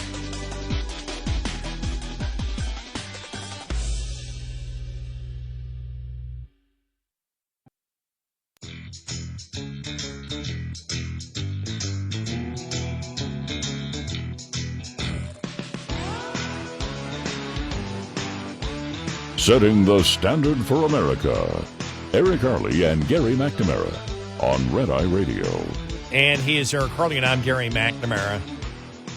Download our Red Eye Radio app today, and you can listen when and where you choose if you can't listen live overnight. This was on MSNBC last night, and this was after a day where you saw all the momentum moving, the reports of Schumer going directly to Joe Biden, actually going to his house and telling him in very stern words that, you know, you can't win. Then remember, Schumer put out the non-denial denial. Yeah. That's what I heard more than anything yesterday. Non-denial denial. Yeah. We're going to do our show in denial, non-denial, or excuse me, non-denial, denial fashion. We're not saying it happened, but it happened. And the White House did have a response to it last night. And it's important to bring this up because this was probably, I don't have the timestamp here, probably this is 6 hours, so 9 o'clock, 9:30, whatever. The White House, with everything that happened over the weekend, came out with this statement as they talked about on MSNBC. While we have been talking, we have a little bit of new information. We have a response from the White House. The president, this is from a White House spokesperson. The president told both leaders, meaning Schumer and Jeffries, he is the nominee of the party. He plans to win and looks forward to working with both of them to pass his 100 days agenda to help working families. There you go. All right. It is a roller coaster. It has been since the debate. One day you're like, okay, he's a goner. The next day, oh no, he's back, and everybody seems to be behind. Oh no, he's a goner. Never underestimate the ability of Joe Biden to F things up. A quote from Barack Obama. Yeah. Man. All right, so let's get back to the convention yesterday. This is Medal of Honor recipient David Bellavia, Sergeant David Bellavia, who now is a radio talk show host in Buffalo, New York at WBEN Radio. He does my old time slot. No, and people ask, I've never met David, but a couple of my really good friends in radio there worked with him. People that work with me work with him and say he's really a great guy. And if you ever read his book, his book is just unbelievable. I can't think of the name of it off the cuff, but when I read it, you read that book and you realize the sacrifice, even if they live, the sacrifice of their mind to protect this country. That's what hit me the most. The sacrifice of the actual mind and how you have to think. It is the book he read to me. There may be other books out there. It's the best book that I've ever read of the modern American warrior and the mindset that you have to have in war in order to win. And it's pretty emotional when you read it. Me, after I read David Bellavia's book, you know what my first thought was? I haven't earned the freedom that I have. That was my thought. I haven't earned anything. Yeah. And I think that's probably a natural reaction if you haven't served and gone through that and when he writes it. But you know what the best thing is? He talked about, and it was so funny. I mean, just so funny. I mean, it just that when he was in high school, you know, his father, you know, it's like he was a virgin, whatever, and so he had to be on the float, the parade float. Yeah, they had a parade float in their town, and he had to be on the parade float. That you know, basically, I'm a virgin and I'm waiting till marriage. Someone volunteered him to be. Yes, exactly. On the float. He didn't choose to be on the float. I mean, Wow. you die. It is the way he puts it. It's so, and that's the thing about the book. There's those moments where he, you know, and then there's the moments of war, and when he talks about things like, you're an American soldier, you don't desecrate at all the bodies of your enemy who you've just killed. And he talked about, you know, he was in Iraq in Fallujah where he got it. Yeah. And when he talked about the fact that the enemy recognizes that and the people recognize that, the citizens recognize that and actually respect that. Fascinating book that to me can only be written by somebody who was in combat and horrible combat. I mean, just horrible. I mean, I don't know what combat is. Let me rephrase that because I don't want to give the impression that I believe that there is non-horrible combat. Mm-hmm. It's all horrible. But here he is in his words to the Republicans last night. In 2019, President Donald Trump awarded me the Medal of Honor for my service in Fallujah during the Iraq War. Thank you. Today, I speak across the country on behalf of our military services, and I ask parents, I look them right in the eye, like I'm looking at you, and I ask them, will you give America your sons and daughters to serve in the greatest force for good this world has ever seen, the United States military? I tell them what I learned when I was in combat. Your sons and daughters will be loved. They'll be our family. And that bond, that commitment is for a lifetime. Their response? Well, it's changed in the last couple of years. Now they say, what about the 13 heroes we lost at Abbey Gate in Afghanistan? Now they say, what about the desperate civilians falling off the transport airplanes? Now they ask, what about the American citizens we left behind for the enemy?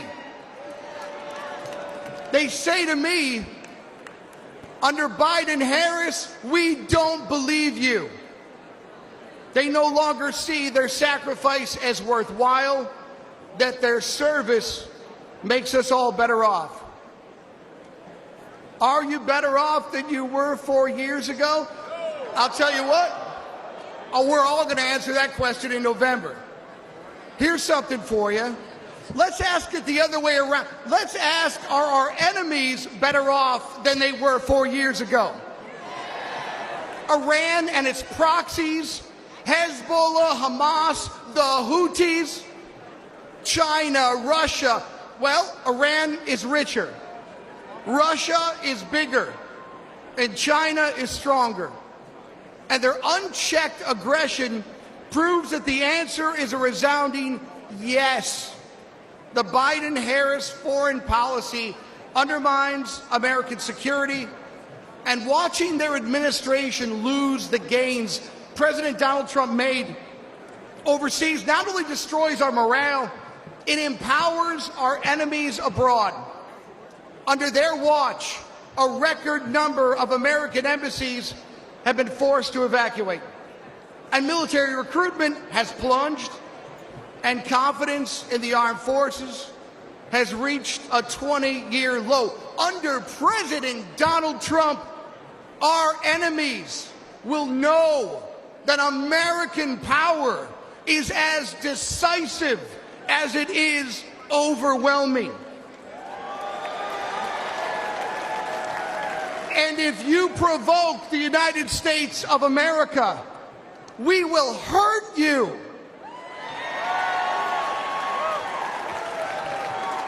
And if you threaten citizens of the United States of America, we will hurt you for generations to come, so help me God. Donald Trump is a commander-in-chief that I am confident to tell parents is at the helm. Donald Trump loves America. He, too, has bled for the nation that he loves. May God bless America. May God bless our Gold Star families. Thank you for what you've given this country. And may God keep President Donald Trump safe and in his hands.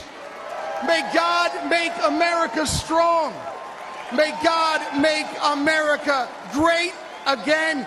Join me in voting for Commander-in-Chief Donald J. Trump for President of the United States. Thank you very much.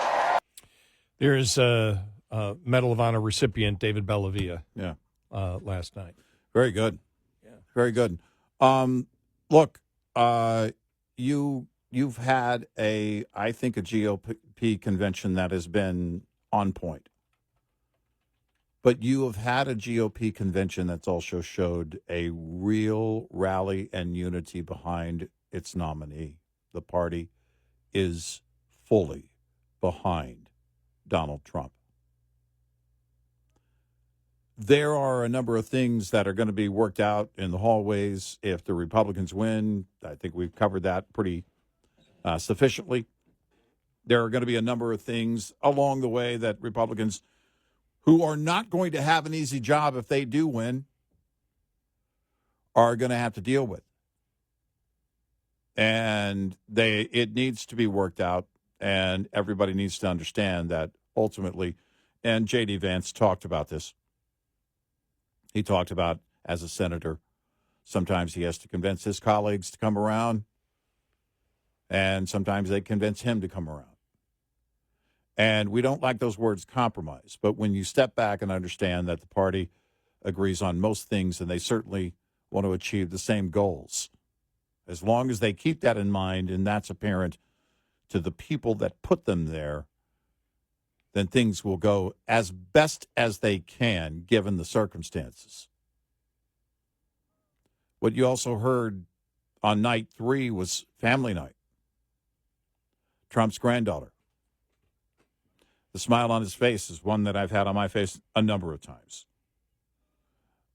It is the Gold Star families and a heartbreak that most of us will never know. JD Vance celebrating his mom's 10 years of sobriety and also talking about his late grandmother and how he was raised. So there was a family message that was there, and it's important because the families out there that you're trying to appeal to are families that are underwater right now. JD Vance talked about that. It's been talked about numerous times.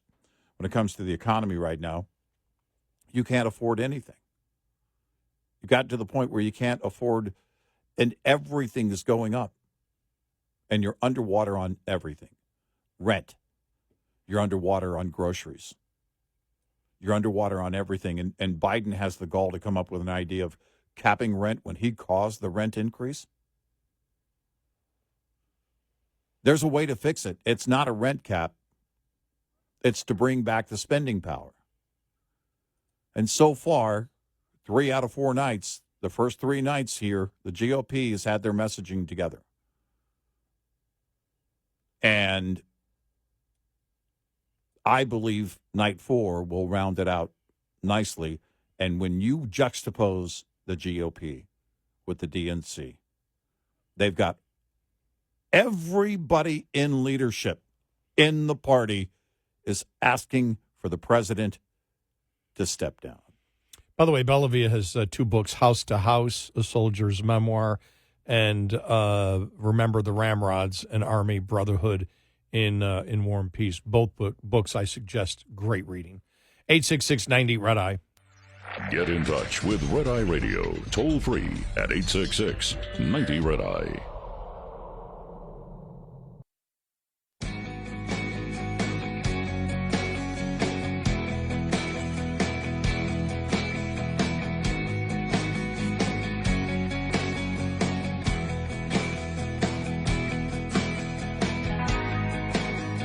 It's Red Eye Radio. He's Eric Harley, and I'm Gary McNamara. You know, something that I was wondering, the unbelievable scene of the head of the Secret Service at the RNC, and you're like, why the hell are you at the RNC to begin with? And that question was asked. But senators chasing her down, trying to get an answer from her, and then the Department of Homeland Security telling her, you can't speak, only we will.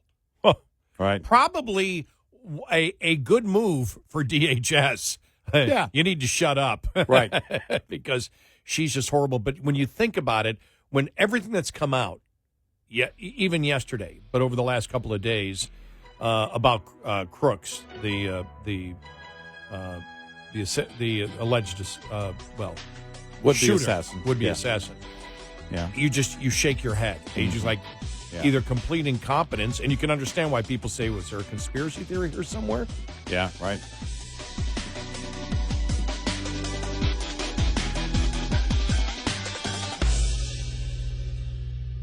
This is Red Eye Radio on Westwood One.